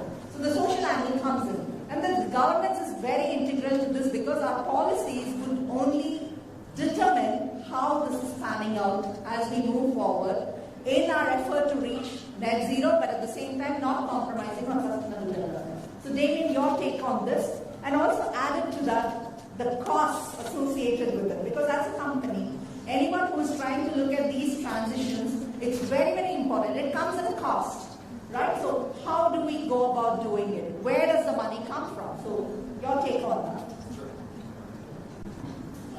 Well, first of all, hello. It's very nice to be here. The main reason I decided to come today was because I was talking to students, to be honest. And I find there's not a lot of time for me to go to other conferences, but when there's a chance to talk to students, I appreciate When I was a student, that's where I developed my passion for solar energy, renewable energy, and I took it through to a PhD. Look, I mean, in terms of solar, I think there are some, it's been around for a long time, and you're absolutely right to say there's a cost to it. That cost, as we were discussing earlier today, it's hard if you're not in the industry to keep up with it because it's extremely fast-moving industry. It's like semiconductors, in terms of costs coming down. Let me give you an example. When we started the business in 2006 here in India, as a co-founder, I exited Shell. We set up a company here. Solar was at that time about 200 rupees a watt, per watt. So in a panel it has so many watts in a panel, and it was 200 rupees per watt. Today, can anybody tell me what that is? What do you think that is? What is 200 rupees per watt gone down to? Cost-wise, over 16 years. 17. That's the draw. So when a technology moves like that, then huge segments emerge. And for us, we started very much off-grid solar because that's where solar at that time had a role. But then as we stayed in the industry all this time, we saw that the whole C&I segment opened up. And then that's where you start, as a company, we started to move into really selling ESG, right? So I will certainly come to answer all parts of the question, but this is probably the first part. As a company, we were selling ESG to SMEs. We target the small to medium scale enterprise. We found the corporates was a segment where you got run around between department to department. It took forever to close the deal. At SMEs, you talk to proprietors of Gokula. You can show them the cost-benefit analysis. It's a 3 to 4 year payback now. It's a 30% return on investments. It's an extremely attractive investment. And we started to move more into that space. So we sell that ESG benefit to enterprises. Now, how do we do that? Because of the cost element of solar, even if it's got a 3 to 4 year payback, there's always an upfront cost piece. You're basically paying for 25 years of power on day one. And just to be clear, we warranty a panel for 25 years. So it's going to go beyond 25 years, but you have a warranty for 25 years of power from your panel. But you're paying for that on day one. So of course, that needs to be financed. For a lot of SMEs or companies, they don't want to pay all the costs up front. And so we innovated in our company with our own in-house finance. So when I took that to my board and to our shareholders, they said to us, look, Damien, you're not a bank. What makes you think you can finance SMEs? Let them go to CSTEP, let them go to SBI. I said, yeah, but those guys don't understand solar at all. They're not doing solar at all. This was 2013, 2014. And luckily, I was able to make the case. Now, we financed, we have our own in-house finance. It operates like a small bank. And we've served more than 1,200 SMEs, in addition to all the residential homes that we've done. And that's more than 200 megawatts of rooftop installed. We have also, we have also moved now into ground-based solutions. So in rooftop solar, in 2022, we were ranked as in the top 3. There was Tata, there was Mahindra, there was us. So by focusing on SMEs, by doing our finance, we scaled to number 3 in the rooftop solar industry. But in terms of ground-mounted, that's where you then come up against a lot of the ESG challenges, right? So absolutely, what land are you using? Are you displacing people? Does the rest of the community support the project? It's a much different proposition. We're implementing a 35 megawatt project as our first project in Marsicchetti, about 2 hours outside Bangalore. And what we're doing again is subdividing it and selling portions of this solar park to SMEs. These are SMEs who, think about it, if you've got a very power-intensive industry, you may not have enough rooftop to run your industry. But what you can do under some very innovative policies in Karnataka and other states of India is you can own an off-site power plant, 1 megawatt, 2 megawatts, and you can use that to offset your consumption. So you don't have to have a huge rooftop. You can buy a unit on the ground, and that's something that we're innovating with. And it is, there are ESG challenges, for sure. And we make a point, and we have shareholders like Shell They're a 20% shareholder in us. FMO, the Dutch bilateral development bank, is a shareholder in us. These entities push hard on ESG, so we have to follow certain mandates that are in place. Does that answer your question? I can keep that's fine. fine. Yeah, so those are the, I would just say, and the last point is, as a company, we sell ESG, and I think as the leader, to your other question, I have to more internalize our own ESG, right? Especially as we touch people's lives and as we look at our impact. And I think it has to come from top down, as you always said. It has to start from the leader. But do we have someone internally who's a champion? Absolutely, because it had to follow the ESG, which just drives it all through the organization. I do find ISO 14000 helps a lot to sort of create that discipline in the organization. Great. I think that's a great segue to the next question I had in mind on certification itself and the metrics. I mean, it's easier said than done. You know, we can have compliance mechanism, ESG, or anything for that matter. But then how do you measure if they're actually doing it? Because unless you measure, you won't be able to actually say that, okay, we are moving in the right direction. Right? For us to even do course correction or even to say, claim as a company that, okay, this is what we are doing. Umar did talk a little about, the certification process. But Satya, I would want you to kind of specifically talk a bit on the metrics for ESG and also the certification and any specific pointers, given that we have a whole bunch of management students who hopefully probably ESG plus or plus plus, whatever that is. So what are the things that people in the space are talking about, thinking about, what needs to be there for it to actually take off in the right direction? Sure, thanks. So to just start from where it was left in terms of how is it useful for students and MSMEs also. So as a student, if I'm actually working with many students and startups also to take their journey towards ESG. Taking startups towards ESG is very difficult, and they don't understand and also need at their starting phase.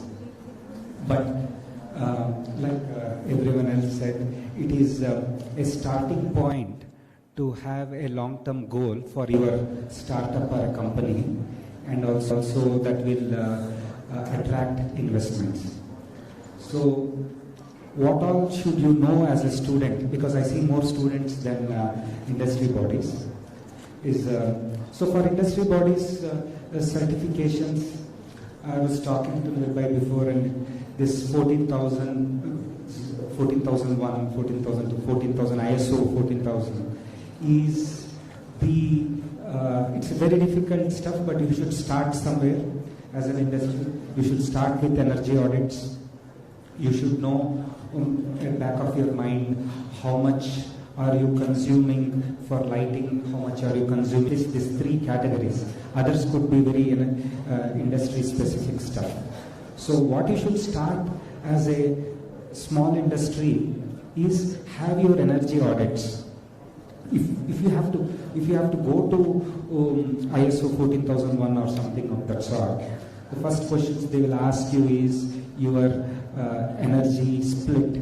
The second thing they are going to ask is how are you dealing with water? How are you dealing with your waste? So water, waste, energy is the first thing you have to audit. And one good way to do it is keep your bills and segregate the bills and keep it month-wise. So you can see what was your January last year to what was your January. Decembers may have more heating in some places, and probably June and July would have a lot of AC happening. So you could compare your last year with this year, so you should have that documentation. All these certifications, frameworks are more of documentation. And there are many frameworks. Just to add, actually, I also did not answer this question like you didn't answer 200 rupees per watt and what was the current, and I failed miserably. So, so this is a good thing if a payback is somewhere between 3 to 4 years. For an MSME or for a startup who's looking long term, it is a good thing. Why don't we go solar? Why did we go solar these many years? Is because it was very expensive to start with. The capex was very big. But today I think it's not, and they are doing financial jugglery to help us. There is a lot of gymnastics done there.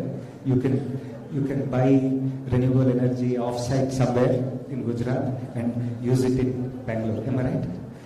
Something of that sort, wherein you can own some off-site projects. So coming back to certification and frameworks. As students, this is very important. This will also get you a job. This will be part of your interview questions. And there is a lot of opportunity. I've been told that there are so many jobs for students. So please pay attention for these few frameworks. I'm sure you must be having some kind of case studies. Have you guys done some case studies?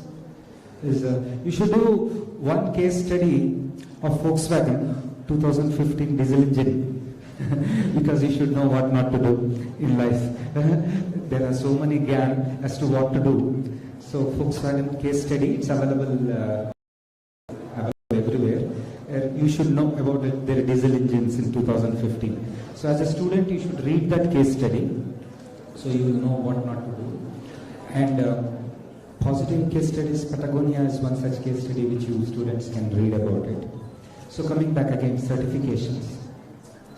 You should clearly know the distinguishing factors between a framework and a certification. A framework is a very broad set of rules and things to follow. But certification is you disclose something, you go through the whole process of like I said, one of the certification is 14001, where you can start with keeping all your this one. Then LEEDs certification, which is mainly for construction companies. LEEDs is there. Then there is one called FSC, Forest Stewardship Council. FSC is, Madam will know, because mainly it is for wood and forestry. If someone is using wood products, then FSC is for that. Then fair trade policy. Fair trade is a good certification, especially when you are dealing with developing countries getting coffee, cocoa from their handicrafts, that they are being paid fair certification. Then you have the Energy Star. Anything you are dealing with electric equipment, ACs or anything which deals with this one, Energy Star is a good certification. Then there is GOTS, GOTS, which is for it's a global organic for textile standards. Anyone who is doing textiles, fabrics, cotton and all that stuff, so GOTS is a good certification. So these certifications are one such thing. I have told you many of them, so you can remember just 3-4 of them. Starting with ISO, LEEDs. So this is certification. When it comes to frameworks, then you have GRI, which is very important. So GRI is mainly disclosures. Then you have PRI. There are principles for responsible investments. Then SASB. SASB is one such thing. And CDF is one such thing, carbon disclosure. Then all these ESGs and all that stuff are also the frameworks. So keep a track on these frameworks as one such thing, and then certificates as a second thing in your pocket, so that when you guys go for an interview or work in an industry, you should at least know the basics of this. You should know what certification is what industry. Like Energy Star is for electrical stuff, GOTS is for textile, USDA organic is for organic produce, LEEDs is for construction, stuff like that. So that's about it, I guess. Thank you, Satya. Again, this one term that you used quite a few times, disclosure. Right now, the word disclosure is always a little tricky, you know. What to disclose, how much to disclose, when to disclose. And it's also about mindsets, right? So I just want maybe 1 or 2 or 3 of you to quickly take 30 seconds each and then tell me, what does mindsets mean in the context of ESG? You know, because it's all about disclosure, it's all about being transparent. How does it go about? So Uma, probably we could start with you. Disclosure is something which will work only when you have a top-down, complete transparent way of working, and especially in an SME.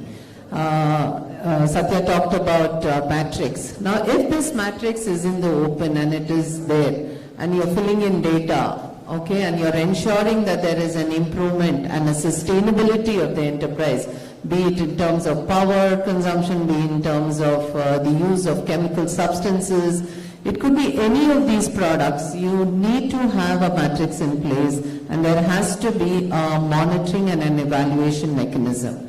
Quite often, especially in SMEs, we probably have a policy because it is a much needed effort in a company.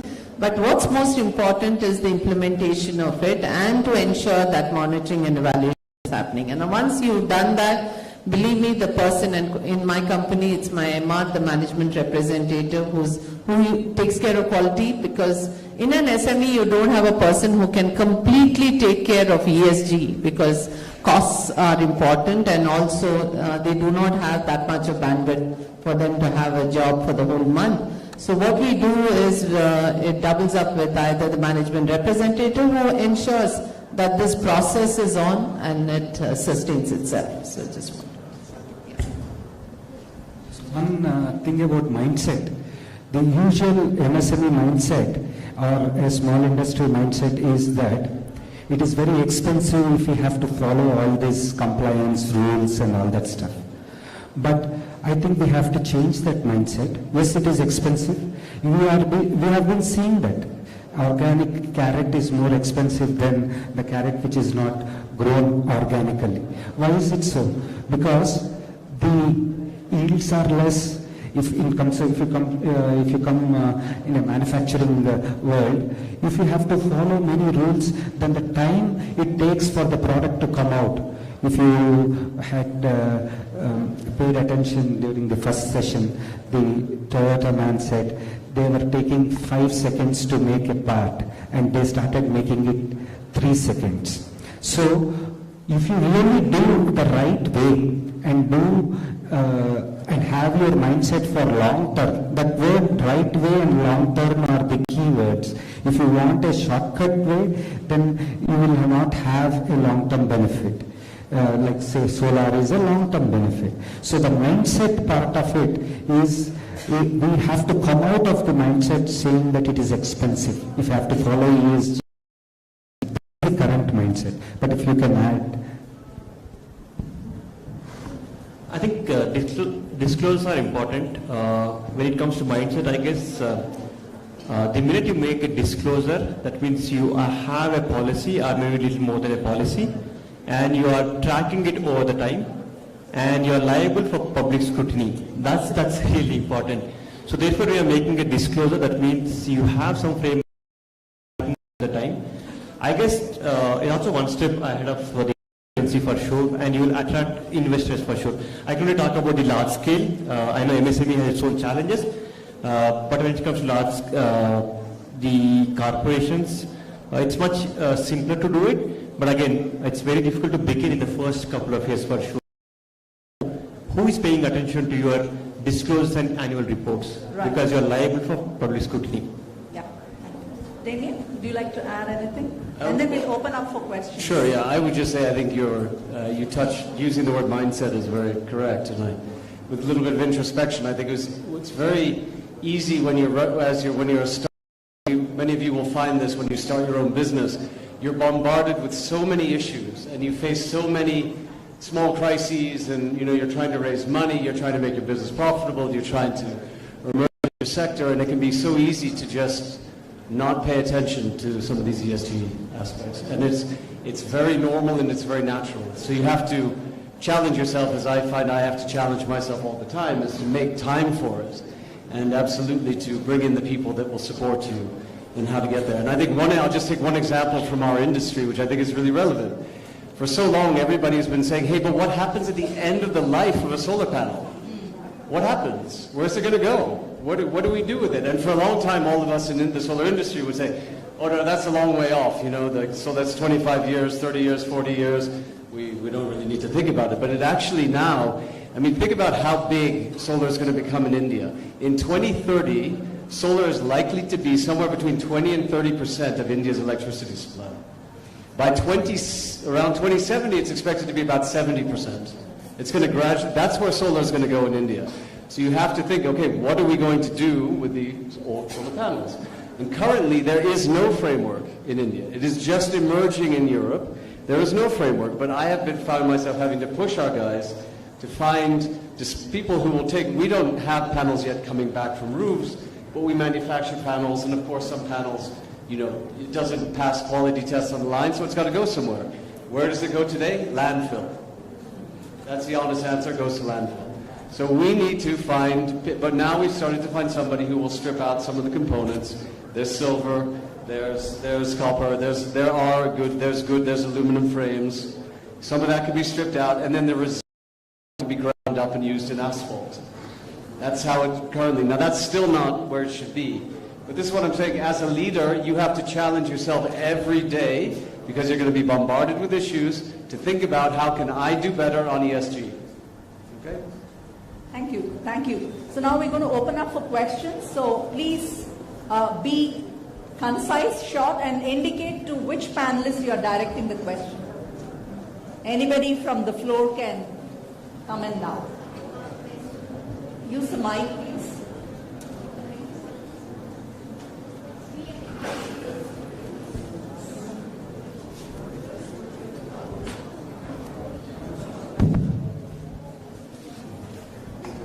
Dr. Indu, thank you, Rama, Damien, Nirbhay, and Mr. Satya.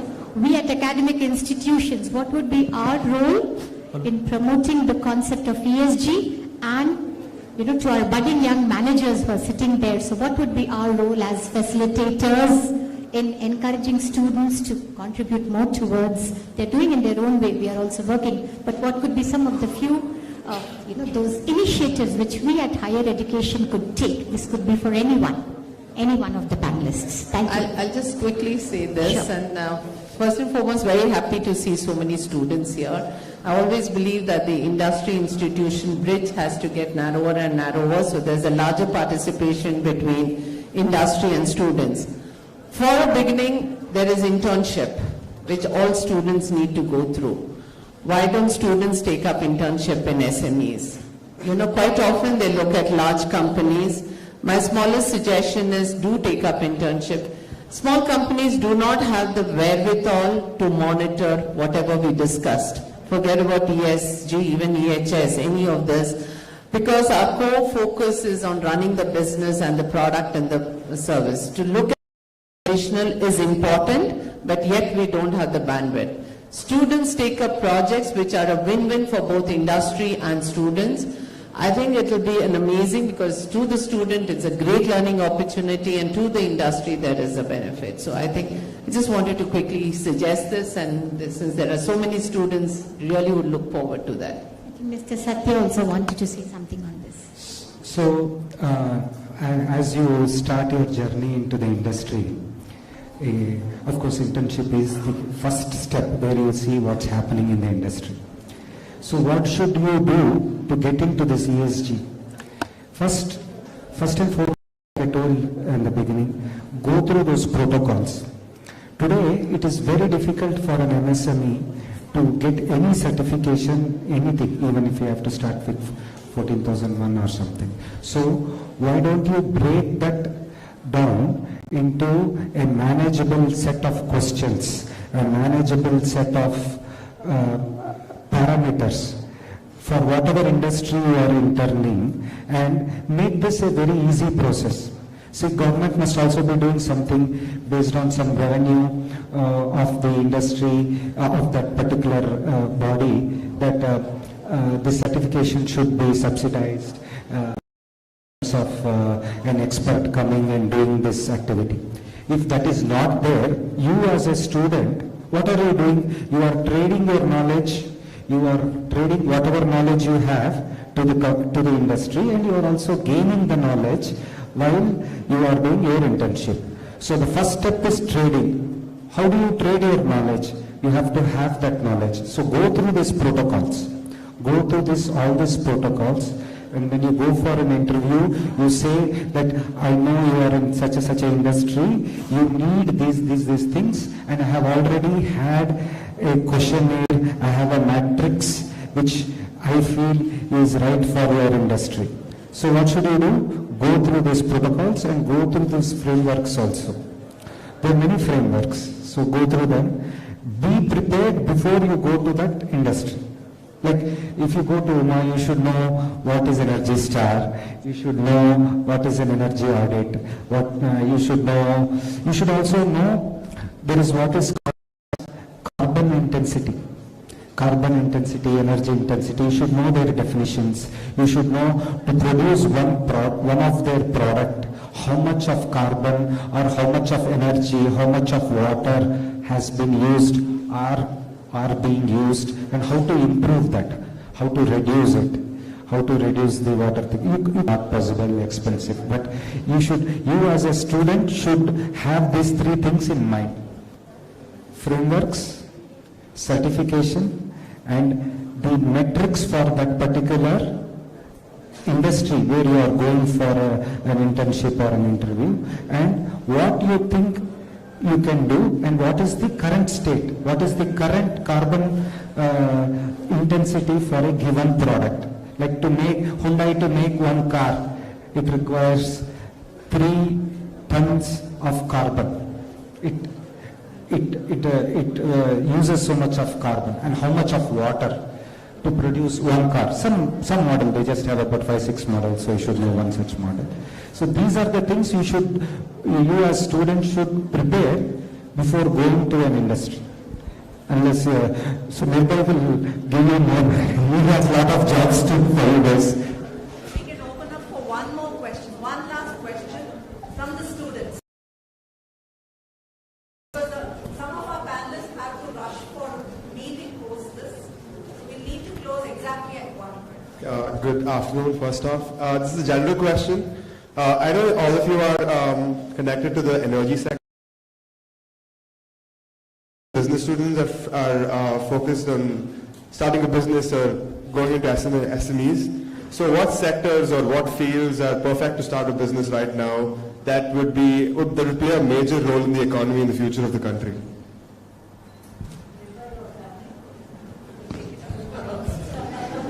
Well, I'm very biased, right? So, but there are a lot of. I mean, if you're talking about energy, it's not just solar. It's energy as a whole, right? So it can be on the software side of energy. So monitoring is a big part of what you see now. A lot of spin-out companies on the monitoring side. It can be what I mentioned earlier on recycling. So I think you can look at an industry like energy, and you'll find within it, if renewables or energy efficiency, those are your 2 core sectors that have to do with the energy transition and reducing carbon emissions. In all of those, you'll find solar, you'll find wind and energy efficiency, you'll find appliances, you'll find industrial applications. Look at all of those, and then you have to follow your heart on what you find most interesting. But and then look both at you have to look at the software side, look at the hardware side. There's both of those. And then there's, of course, even the consulting side and the services side. So you'll find, just break it down, and then you'll find that area that really ignites your passion. Make sure you do something you love. That's what I would also say. Don't just do it because we're saying so. Okay, thank you. Thanks to fantastic panelists. I'm going to use the moderator's prerogative to just kind of tie up things.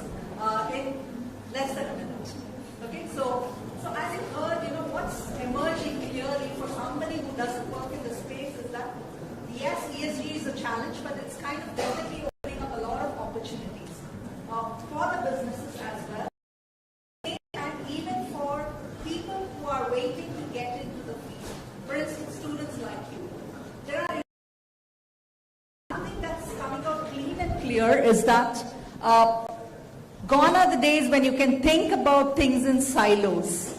You need to apply a systems thinking. Start connecting the dots. I think that's the most important message of this panel. Yes, you need to be able to kind of look at the business, but at the same time, what does it mean for environment? What does it mean from the social angle? What does it mean from a governance perspective? You know, it could be gender, it could be the organizational profile, a whole bunch of things. It could also mean that you stop looking at short-term gains, but focusing on long-term outcomes as well. Both are important, but have a clear plan where you're looking at short, medium, and long-term objectives, goals, outcomes. So be able to connect the dots. I think if there is a key message that as students I want you all to carry back is start looking at things in its totality. You may be looking at just one piece of the story, but then you might be missing something very, very big, which could throw up surprises if you don't really are not cognizant of it.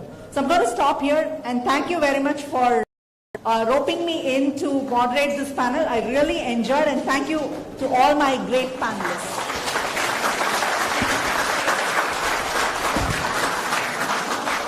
Thank you, esteemed panelists, and thank you, audience, for being such a great audience. Round of applause for the panelists and the audience, please.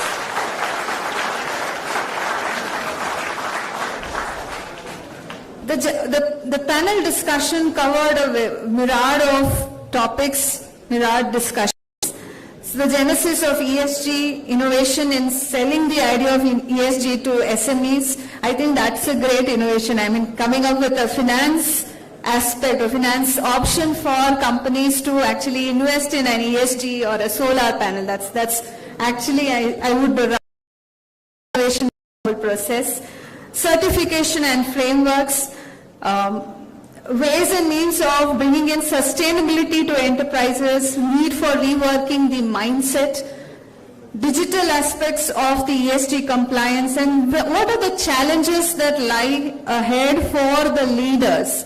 I think all these aspects were touched upon very, very effectively.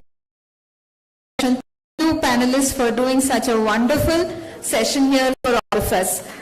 May I now coming to the conclusion of the discussion, may I now request Dr. Savita Rani to felicitate Mr. Satya Maddela for being part of the panel discussion.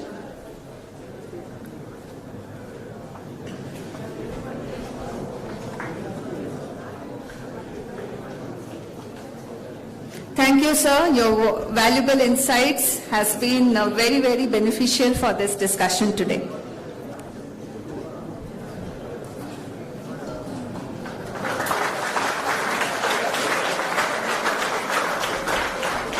May I request Dr. Padmaja to please come on the dais to felicitate Mrs. Uma Reddy. Ma'am, your experience and wisdom has just added to the whole discussion today. Thank you so much.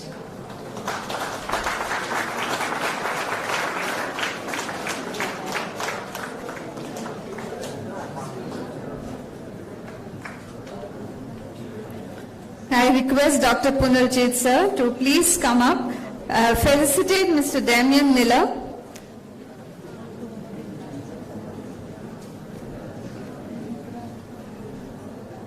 From the orb energy sector, I mean the kind of work this company is doing has been phenomenal. Thank you, Mr. Miller, for joining us today.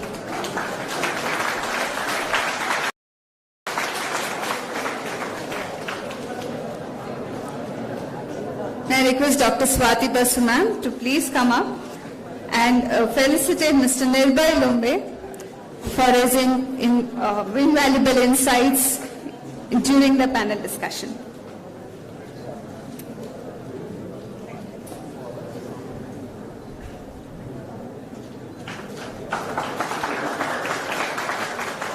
I request Dr. Triveni to please felicitate Dr. Indu Murthy. Ma'am, the entire discussion was so beautifully moderated. Thank you for your valuable insights as well at the conclusion of the panel discussion. Thank you so much, ma'am.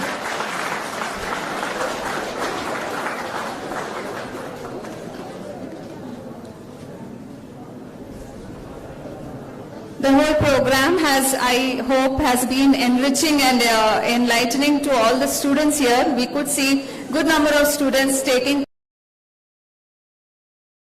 The crux, however, lies is that the ESG is for the long-term benefit and ESG is for the future.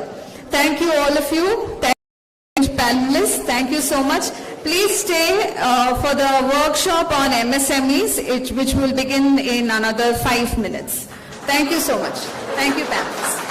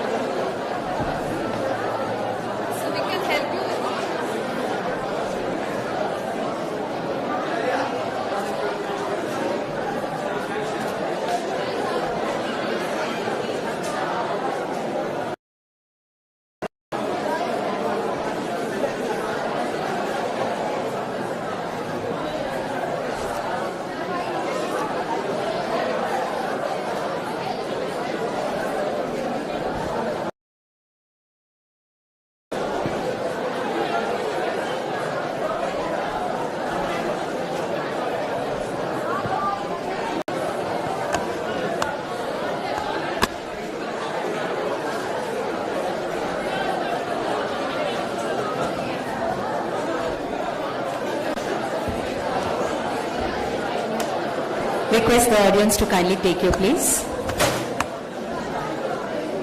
I request all of you kindly take your seats.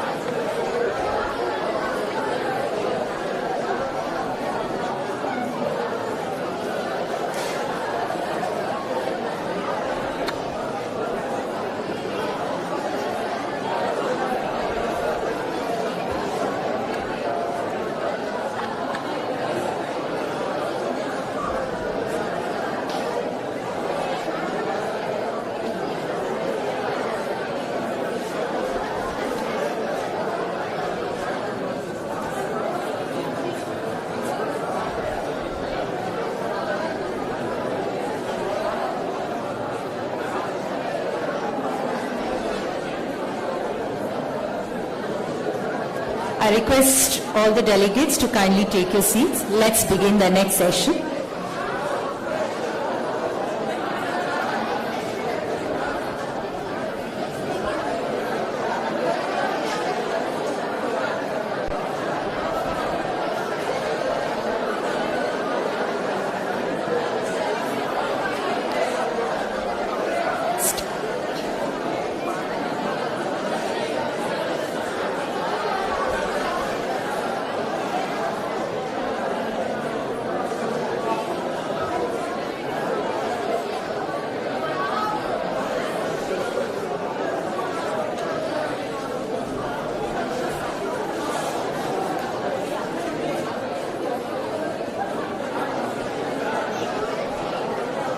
Good afternoon, one and all.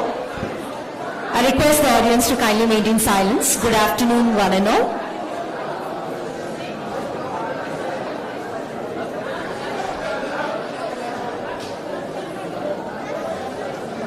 Welcome all to the workshop on ESG practices in MSME.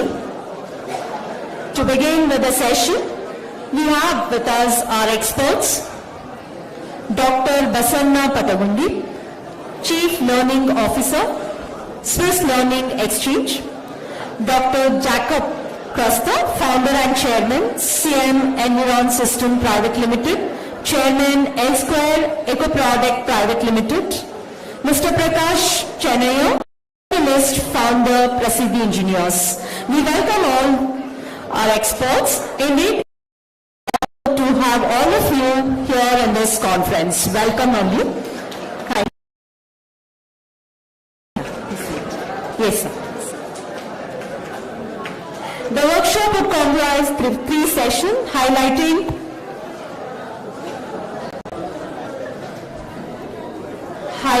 the ESGs and their importance, followed with concluding remarks and Q&A session. So let's commence the workshop with the first session by Dr. Basanna Patagundi. Before that, I would like to introduce Dr. Basanna S. Patagundi. He's an MBA and PhD in management with close to 2 decades of industry academic global teaching experience in India, USA and East Africa. His area of interest are sustainable development, application of analytics, technology management, strategic management. He was a visiting professor at Marshall University, USA and also in Tanzania. He was instrumental in setting up of Community Social Impact Hub at Cambridge Institute of Technology. In his current role as Chief Officer at Swiss Learning Exchange, he is responsible to set up SDG Plus Academy, through which course and programs is sustainable development is being quotient and sustainability skills framework. So we are really honored to have you with us and we welcome you, sir. Now I request Ms. Rajashri to kindly hand over a sapling as a gesture. Welcome gesture.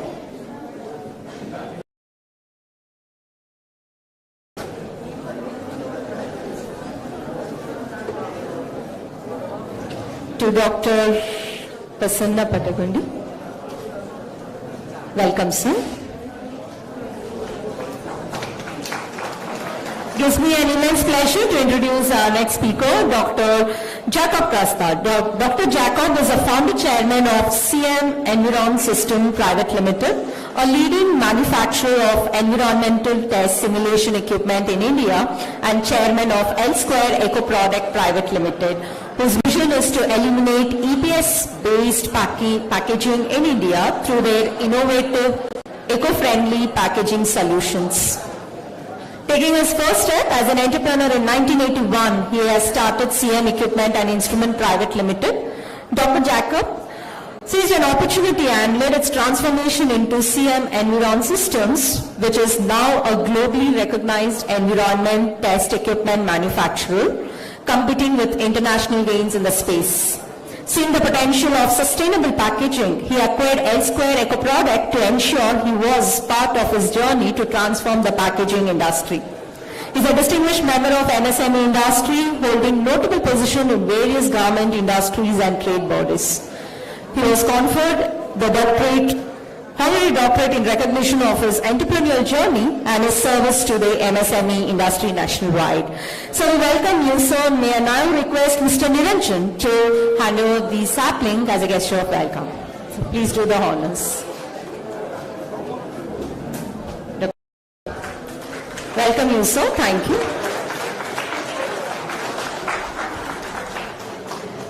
I take this opportunity to expert Dr. Prakash. Mr. Prakash Channaiah is born with a family in Bangalore and has a mix.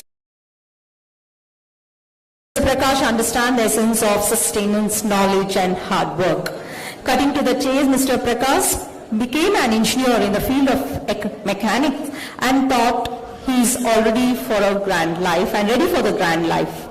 Mr. Prakash is highly spiritual and accepted challenges brought to the fore where he believed that his parents have given him the kind of spiritual and the faith in his work that he's into. Mr. Prakash started a manufacturing and fabrication industry, Prasiddi Engineers. Now, Prasiddi Engineers service offers services to the large infrastructure projects like airports and IT parks, to name a few sectors. In the past, Prasiddi engineers successfully completed specialized projects for L&T, Brigade Groups, Bagmani Builders, Shoba Builders, Prestige, Lulu, and so on. While the art and design vertical focuses on aesthetic and architectural aspects of infrastructure project. Mr. Prakash, we welcome you. May I now request Ms. Rajashri to hire a sapling to welcome, sir. Please do the honors.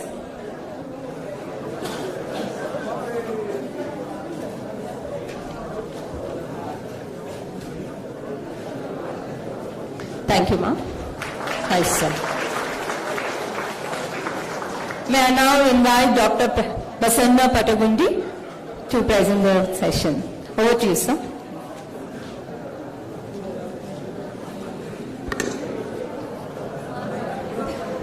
All right. Good afternoon. All three of us are at a challenging spot now, right? The time is 1:15, just before the lunch break, right? Most of you are on empty stomach, so we will try to, do our best to ensure that there is some food for thought, so that you can stop thinking about food for your stomach or food for your tummy, right? Keeping the time constraint in mind, I know in the Indian context, MSME is always challenged with constraints. And today we are in this workshop, again constrained with the time. We will do our best to ensure that within the short period of time, we will try to conclude this workshop. What I have planned in my session, and again I'm going to get short. The first part I'm going to sort of Q&A to begin with, right? There are standard questions, about 4 or 5, I'll try to skip a few of them. Since this is a workshop mode, obviously we want you to get engaged in the interaction, right? Post that, I will briefly talk about sustainability, why sustainability is important, where we are when it comes to sustainability, and why are we thinking about ESG. And then towards the end, there are some activities. Probably I will leave the QR codes with the team here. They can pass it on to the participants, and you can complete those 2 set of surveys. One is sustainability quotient, which we develop, which is a reflection of to what extent you know about sustainability and to what extent you practice that. To 12 minutes, so therefore I will not do that as part of this workshop. I will leave that QR code with you guys. And then how many of you are from MSMEs, the participants? Anybody from MSMEs? Yeah, few of them are there. So there's one sort of a quick survey questions kind of a thing, which will help you to understand, look at ESG. What are the basic questions that you need to answer? So that also, I have a QR code, I will leave it with you. You can have a look at it and fill it whenever you find time. That's the whole plan of my session, followed by, we have the MSME leaders as part of this workshop. They will share their thoughts, experiences, which are more pragmatic in nature because they are facing them on day-to-day basis. Right? So that's the overall plan. Hopefully all of you will be able to participate in the discussion. Right? So let me, I hope the screen is visible. So this is what I'm going to cover. As I said, I'll try to, be conscious about the time and try to wind up at the earliest. Right? So this is the first question to all of you. In fact, we do an extensive exercise, but the first question, maybe I will read it for the benefit of all of you. You need to get your daily workout for the day, right? Which option below would you have the least impact on the environment, you think, right? First is going to the gym. Second option is running on a treadmill at home. Third one is heading to the park for a quick run or a walk. And then the fourth one is exercise at home using fitness equipments. How many of you would prefer to do the first one, which is going to the gym? Raise your hands firmly so that I can see them. Right? Okay, all right. Second one, running on a treadmill at home. No one? Okay. Heading to the park for a quick, wow. Is that really true or just for the sake of raising your hands you're raising? All right. Last one, exercise at home using fitness equipments, right? Okay, out of these 4 options, which one do you think is more environment friendly?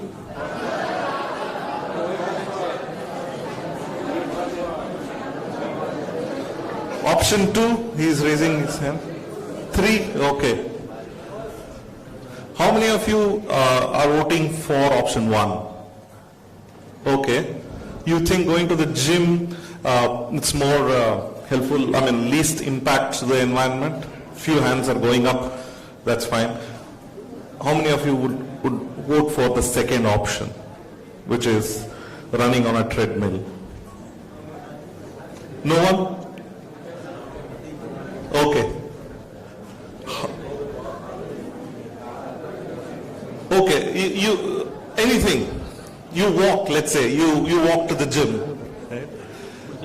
But third one, how many of you would vote for the third one? Great.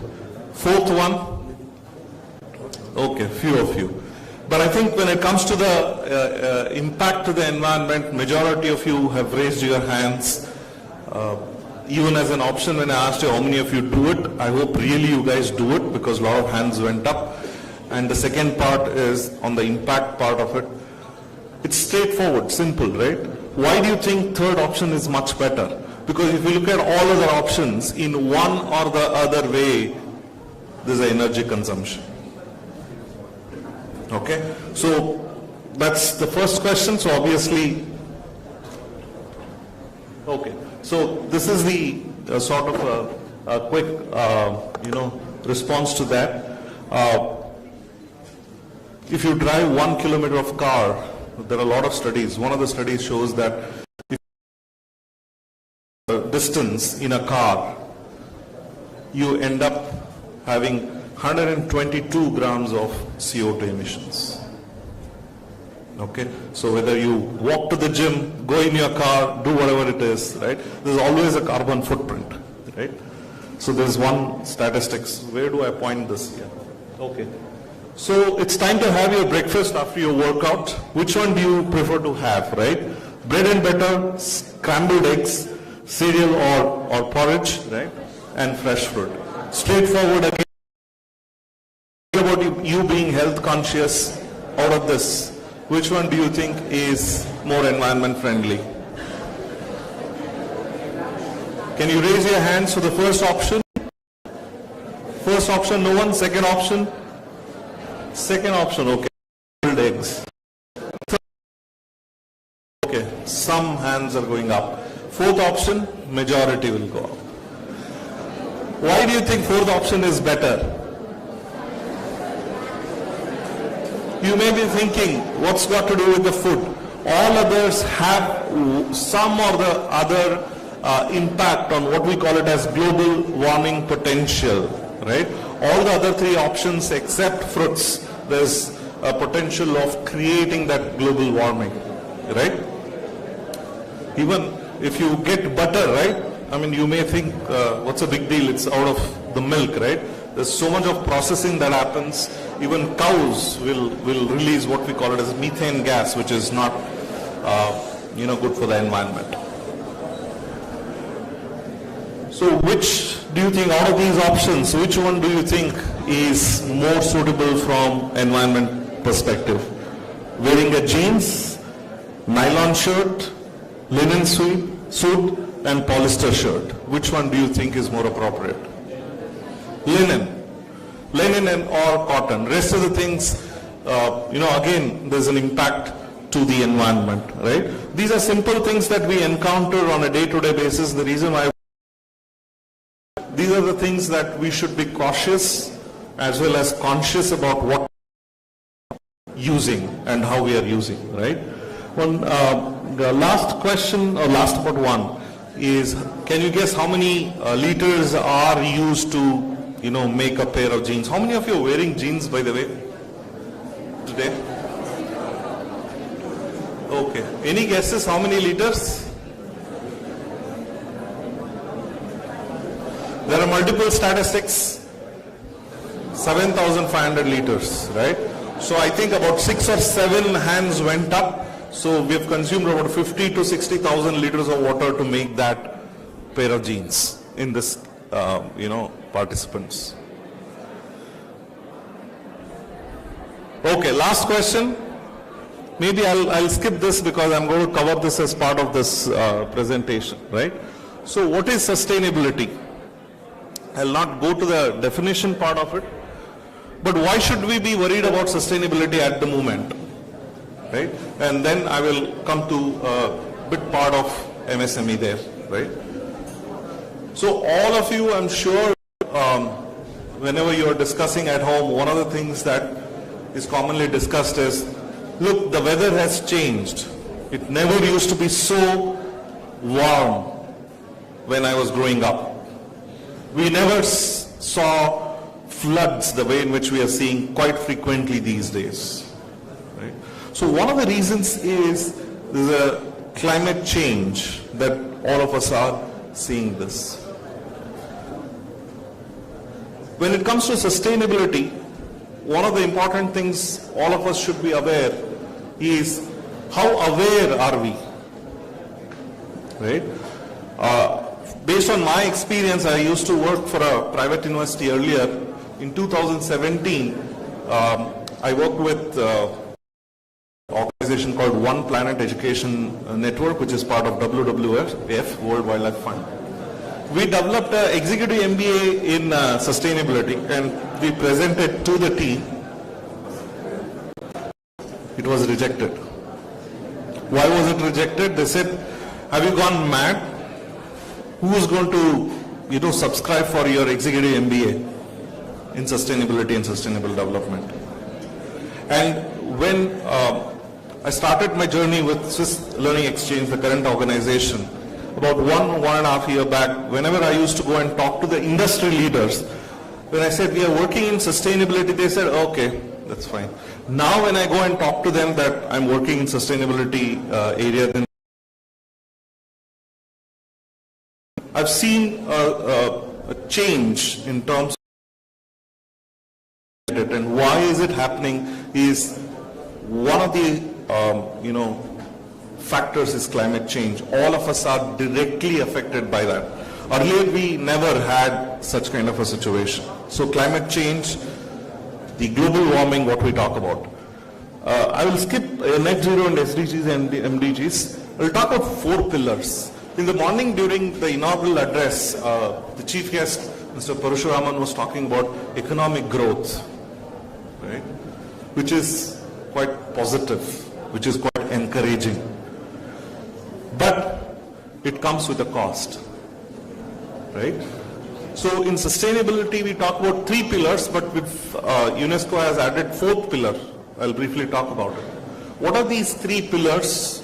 One is economy, second is environment, third is social, and 4th is culture. The part that Mr. Parasuraman was talking about is economy, right? And as well as the gentleman from Toyoda, he talked about number of years that India used to take to complete projects, right? When we say we are building roads, why should we build more roads? Let's say in Bangalore, we've been extending our metro lines. Why? Because there's a need for it. There's a demand for it. Why is there a need and demand? Because economy is growing. One pillar. But it has an impact on the other pillars, which is environment and social. So what we need to do when it comes to sustainability is how well do we balance it out? Can we stop the economic growth? Is it possible? Is it viable? No, we can't. But how do we balance these pillars of economy, environment and social? How do we balance it out? We have this metro line coming up. We are cutting so many trees. Are we going to grow more trees to balance that out? right? There are a lot of examples that I can quote. The fourth pillar is culture. And when it comes to the Indian context, right, sustainability is part of our DNA. You look at all our rituals, you look at all our practices, right? I keep talking about this circular economy. How many of you have heard about the circular economy? And there's something called as donut economics and all that. You know, I have a lot of respect to the Western thinkers, but most of it is always rooted here. But when somebody, you know, from Western country talks about it, we all applaud it and accept it, right? Circular economy, recycle, reuse, so many things, right? One of the examples is our clothes, apparels, right? It's practiced at home. I'm the youngest in the family, right? Whatever my brother wears, will come to me once he stops wearing it. Once I stop wearing it, my mom takes it to the kitchen. And it is reused. And to the extent that the last fabric says, stop using me, till that the cloth will be used. That's our circular economy, which is part of our DNA. That's the culture part of it when it comes to sustainability, right? So what is important for the audience here, especially the student community, is let's understand this economic growth, balance it out with the environment challenges and social challenges, and who is going to preserve our culture? Who is going to preserve our culture? We only have to preserve our culture. When do we preserve our culture? Only when we know it is important for us to carry these rituals forward. Right? Please keep that in mind. It is part of our sustainability practice at home. Right? Just for the information of the student community here, there's something called as IPCC. You can look forward for these events. IPCC is climate change, Intergovernmental Panel for Climate Change. It's like your report card. At the end of the semester, you get a report card, isn't it? On a similar line, IPCC produces report card of the climate change that is happening. Okay, so you need to watch out for that, and those are some of the pointers that I've highlighted. One of the things is, who has caused this environmental disaster is you and me, individuals. We take those actions, right? Is kind of, you know, summarized here as part of IPCC. Every year in the month of November, there's an event which is called COP, Conference of Parties. So COP 28 is scheduled this year in the month of November in UAE. Last year it was in Egypt, and all the countries, the commitment that we talked about, right, to have net zero by 2050, so 2070 in the Indian context. All those commitments are made as part of these proceedings of the conference, right? Now, these are the Sustainable Development Goals. When I said you have to balance the 4 pillars, economy, environment and social, how do we do that? It is through, how many of you had heard about Sustainable Development Goals? Can you raise your hands? Okay. So there are 17 Sustainable Development Goals. When was it launched? 2015, you're right. And what's the target? When are we going to achieve these goals? 2030. And each of those goals were developed based on what we had earlier called MDGs, Millennium Development Goals. And Millennium Development Goals addressed few areas.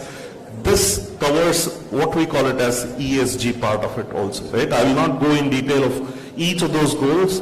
This is called as, cake model. It looks like a cake, right? So you have E part, S part, and governance part to some extent addressed, right? So the whole thing is divided, all the 17 goals. Each of the goals have certain targets. There are 169 targets that the entire globe has to achieve by the year 2030. In terms of the progress made, it is not quite encouraging. All of us have to come together to do that. Now, towards the end, let me skip to the ESG part from sustainability, because when I talk to anybody on sustainability, especially in the industry, they would equate sustainability with ESG. Right? Why ESG? So the term ESG, sustainability has been there for a long time, but the term ESG was actually, coined for the first time in the year 2005 as part of a report published by United Nations, the then Secretary General Kofi Annan, and the title of the publication was, anybody knows about that? It's very catchy and I really like it. It's called Who Cares Wins. The title of the publication was Who Cares Wins. As part of that publication, and Kofi Annan, the then Secretary General of United Nations, asked financial institutions to prepare this report. Who means what? Who means at that time it was more of a financial institutions. Cares. Cares for what? Cares for environment. Cares for the social inclusion at that time. Cares for how transparent are we. Right? But ESG as such, though it was started in 2005, it takes a lot of time for everybody to realize, right? One, you make it as an option, right? For instance, all the students, whosoever comes to the class on time, there is no reward, isn't it? The moment today institution decides that, look, if you come, pay a fine of, let's say 500 rupees, what will happen? Everyone will come on time just to avoid penalties, isn't it? On a similar lines, why are we talking about ESG now is because the saying if ESG compliant, I am not going to give you money. I am not going to invest. You need to, we talked about disclosure, we talked about compliance, we talked about standards, frameworks. So investors are expecting the organizations to ensure that ESG compliance is there. And how do we drive it? Though it was started in 2005, when the investors said, I'm not going to invest money, that is when everybody became little more alert, and then they are, looking at ESG part. And when it comes to MSMEs, as I was saying earlier, as well as the other panel members are also talking about, we don't have bandwidth to drive ESG, which is true. But there are a lot of case studies which have showed that there is a benefit, right? I think Mr. Satya made a reference to a case study of Patagonia. How many of you heard about Patagonia? They are into what? Patagonia is a name of a place as well, but Patagonia organization. Yeah. Patagonia is, into apparels, especially outdoor wears.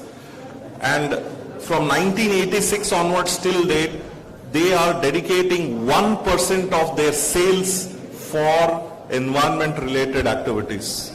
Yeah, 2 minutes. I'll conclude. I know I'm looking at the watch continuously.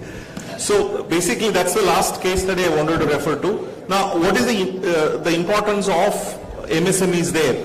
Patagonia sources its clothes from the vendors who are certified by Free Trade Association, which is a not-for-profit organization in the US. So if you as a vendor, if you are FTA certified, Patagonia gives premium price to that vendor, and that premium price directly goes to the employees. It doesn't go to the organization, right? There are a lot of these advantages that MSMEs will get if you are ESG, sustainability oriented, focused, as well as you have your policies implemented, not just on paper, right? Recent ban on plastics will definitely affect MSMEs. Therefore, how conscious you are in terms of what you're operating and how sustainable you can be, right? So there are a lot of these standards that we talked about earlier, As I said, I'm going to leave those QR codes. This is one of the QR code. I will share it with the team. And this is a form. I will leave it with the organizers. If you're able to fill this form, you will be able to understand what ESG means to you as a MSME. There are a lot of factors which are part of E, S and G. We've tried to condense that in few questions. If you are able to answer them, you'll be able to really look at what are those components as such. Right? So with this, let me stop before the organizers throw me out of this hall for exceeding my time limit. Maybe if you have any questions, either we can take it now or later offline. Right? With this, with this, let me conclude my sort of a talk, and let me hand it over to Dr. Jacob to share his experiences. Thank you.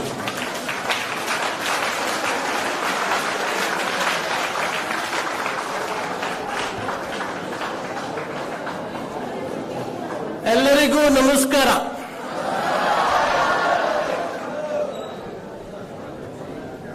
ನಿಮಗೆ ಹೊಟ್ಟೆ ಹಸಿದಾಗ ನಾನು ಏನಾದರೂ ಹೇಳಿದರೆ ತಲೆಗೆ ಹೋಗುತ್ತಾ? ಒಂದು ಕೆಲಸ ಮಾಡಿ, ಒಂದು ಒಳ್ಳೆಯ ವಿಷಯ will create. Okay? So just listen to me for a few minutes.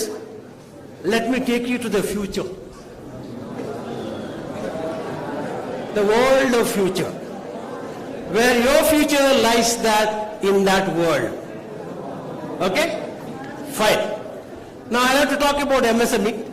And you are going to be maybe employed in an MSME. But do you all know that? How many MSMEs are in our country? 6.3 crores. Employed about 11 crores of employment. And 48% is the employment in MSME. 38% is the export from the MSME. 32% is the GDP that's added to the economy. This being such a vibrant organization of MSME, do you all know that out of 6.3 crores, 95% are micro, 4% are only small, and 1% is medium. Only 1%. So this MSME whole sector is creating that. And when we talk about ESG, in a sector of micro, where 95% are micro industries, where there are no proper roads, where there are no proper lighting, where there are no proper area, how can they maintain ESG, especially environment? What happens in the micro? Out of this 95%, 93% of the industries are situated in a private industrial estate. It's only 7% are situated in a KSSIDC and KIDB. So when the 93% of the industries situated in a private industrial estate, where again I said no roads, no lighting, no proper approach, how they can maintain ESG? They can't. Whereas that kind of vibrancy is there for the economy. We already crossed $3.75 trillion economy. We are 5th in the world.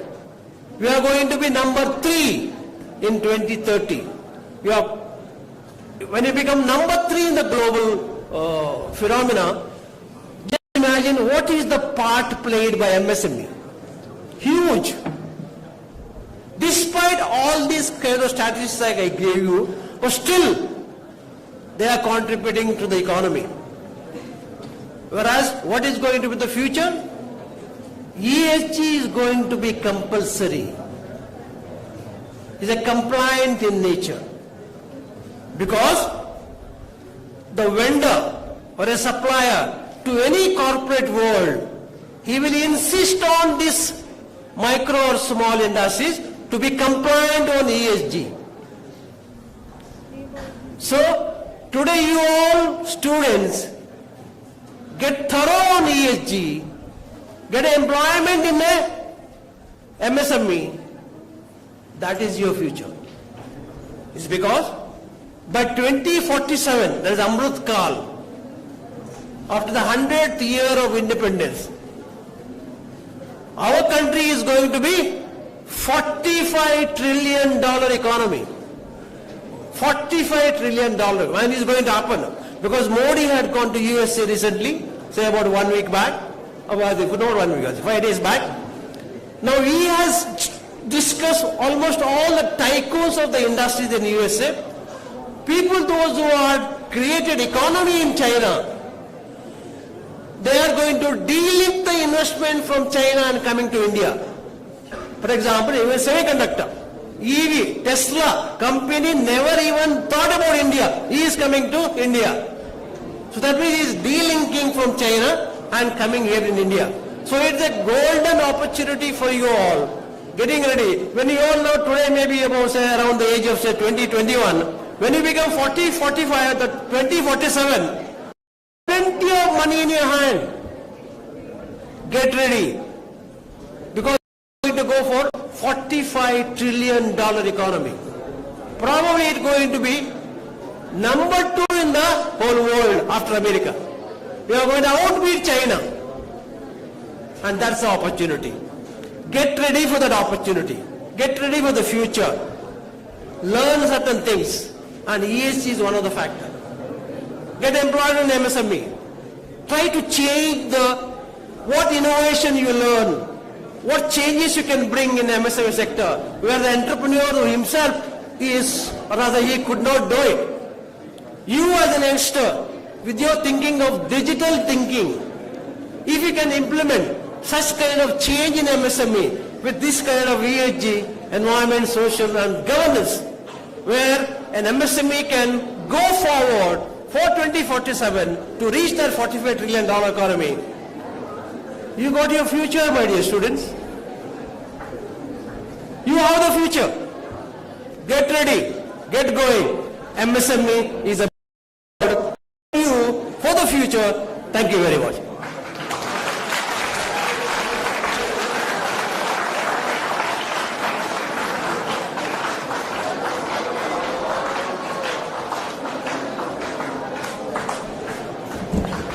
Good afternoon.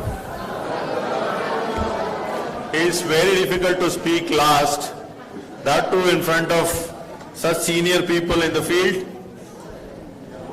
My lovely, good-looking girls, smart boys, and very nice lecturers, teaching staff. You're not good-looking. Say yes. Good. Good afternoon once again. Who wants to become an entrepreneur? Somebody was asking what to do business, what type of business I want to do. Who all wants to become an entrepreneur? I want to really know today. No one? Oh, very few. Come on. I'll get you money to become an entrepreneur. Don't worry about the finance. Come on now. Come on now. Don't worry about the bank. Huh? That's all. Even if you get money, you don't want to become an entrepreneur?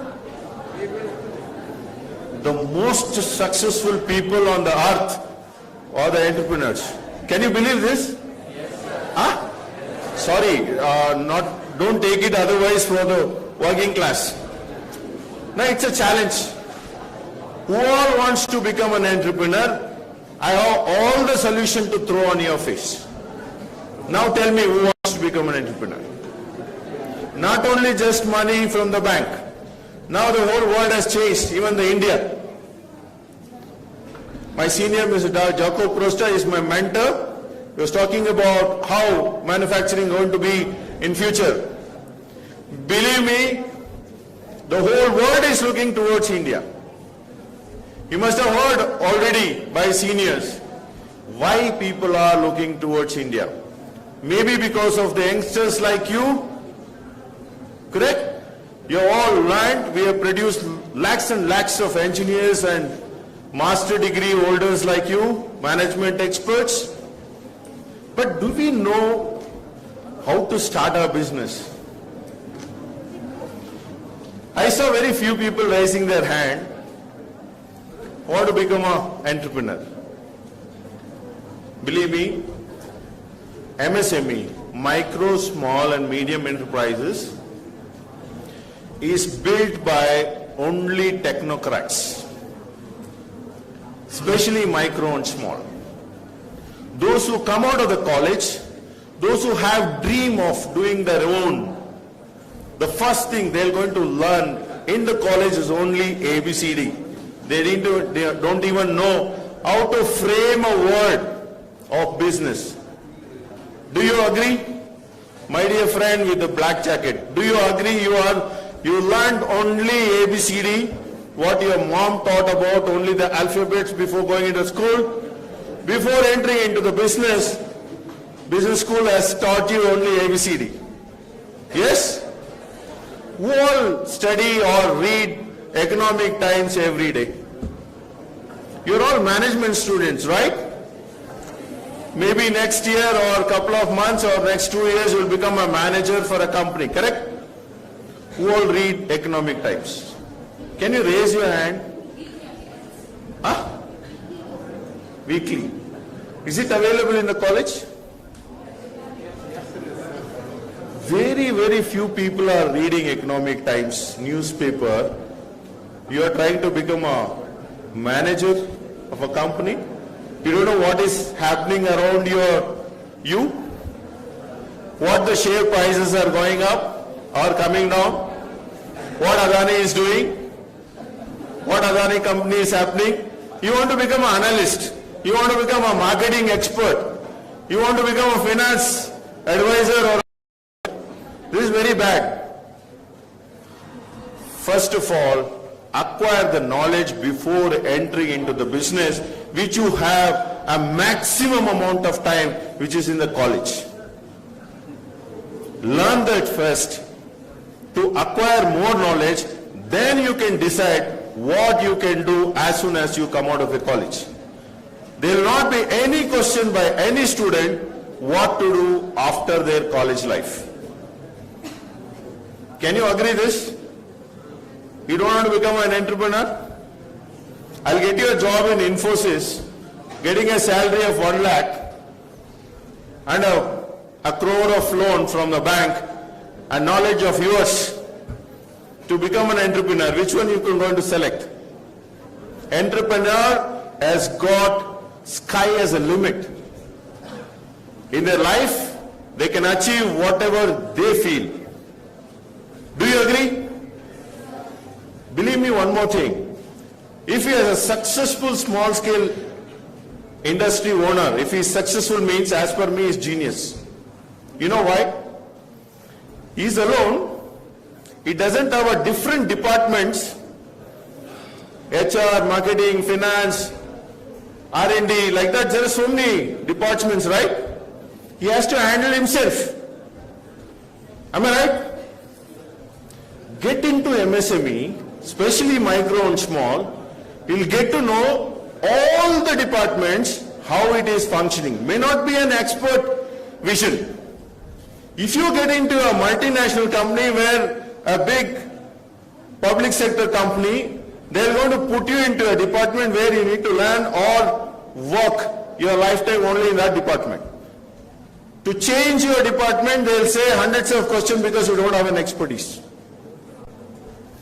This is one sector in MSME in the world where you can learn all the department to the extent of successfulness. If you are successful in doing that business, yes, you are a genius. If you are producing a pen which is costing 2 rupees, if it is not writing, will you buy by giving you 2 rupees? Giving 2 rupees? No.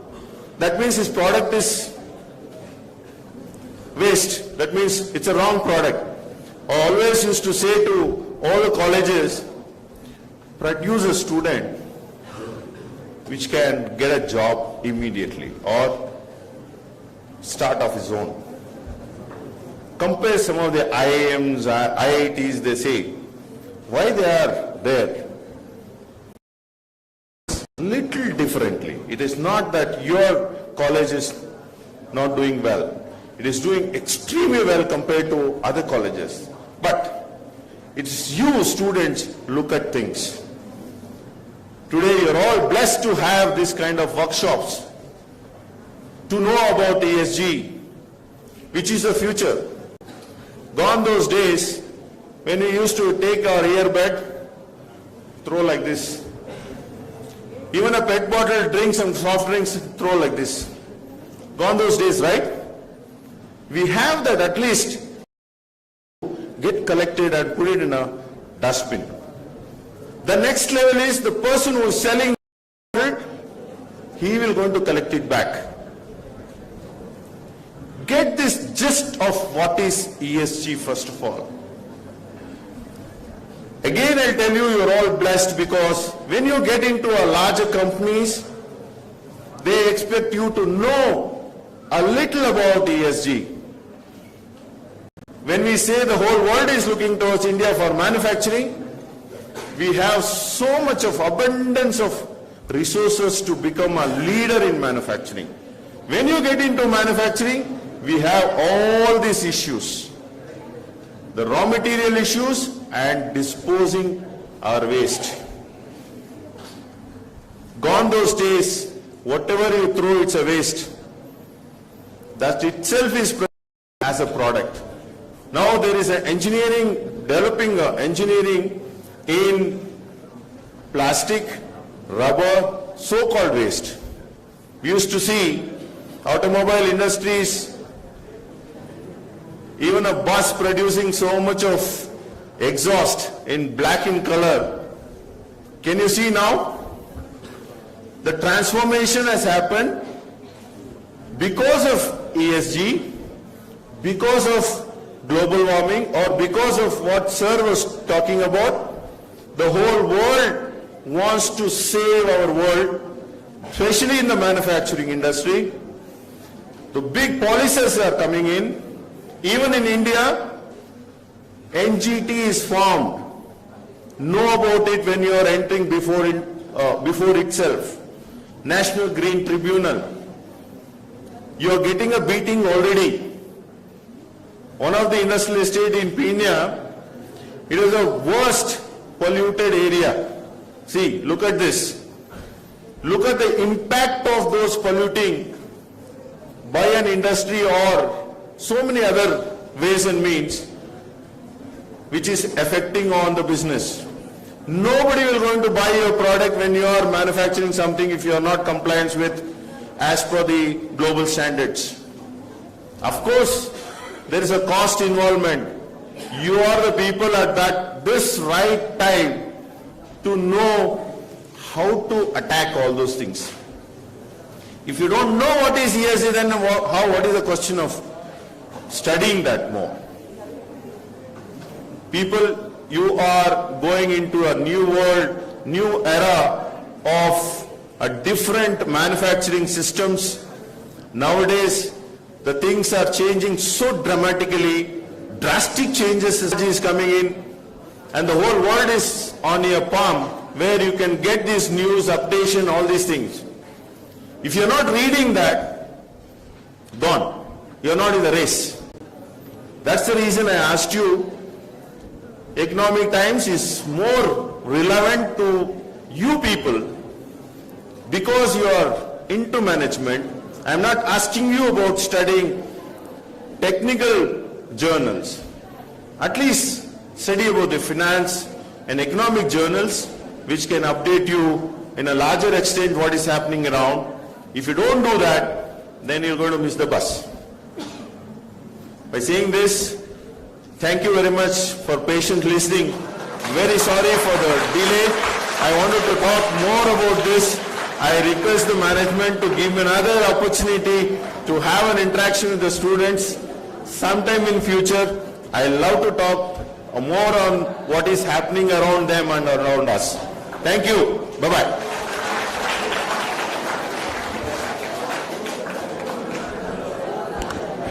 I thank all our experts for the insightful session. To do the honors to our expert, may I now request Mr. Sumin to come on the dais and hand over the memento to Dr. Basanna Patagundi as a token of appreciation. So please do the honors.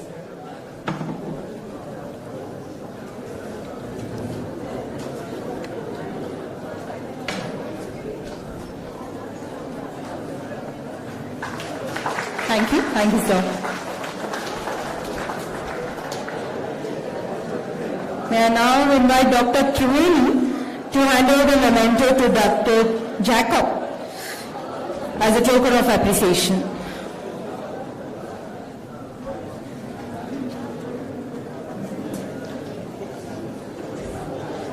Thank you, sir. May I now request Dr. Arvind Reddy to kindly come over the dais and hand over the memento to Mr. Prakash Channaiah as a token of appreciation. Thank you so much, sir.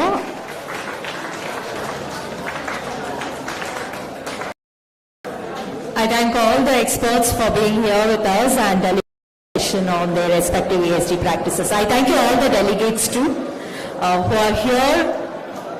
Thank you so much.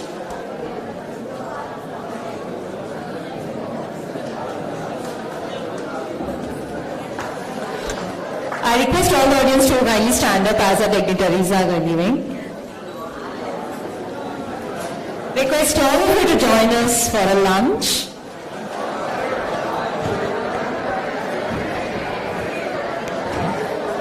Excuse me. Can you help them?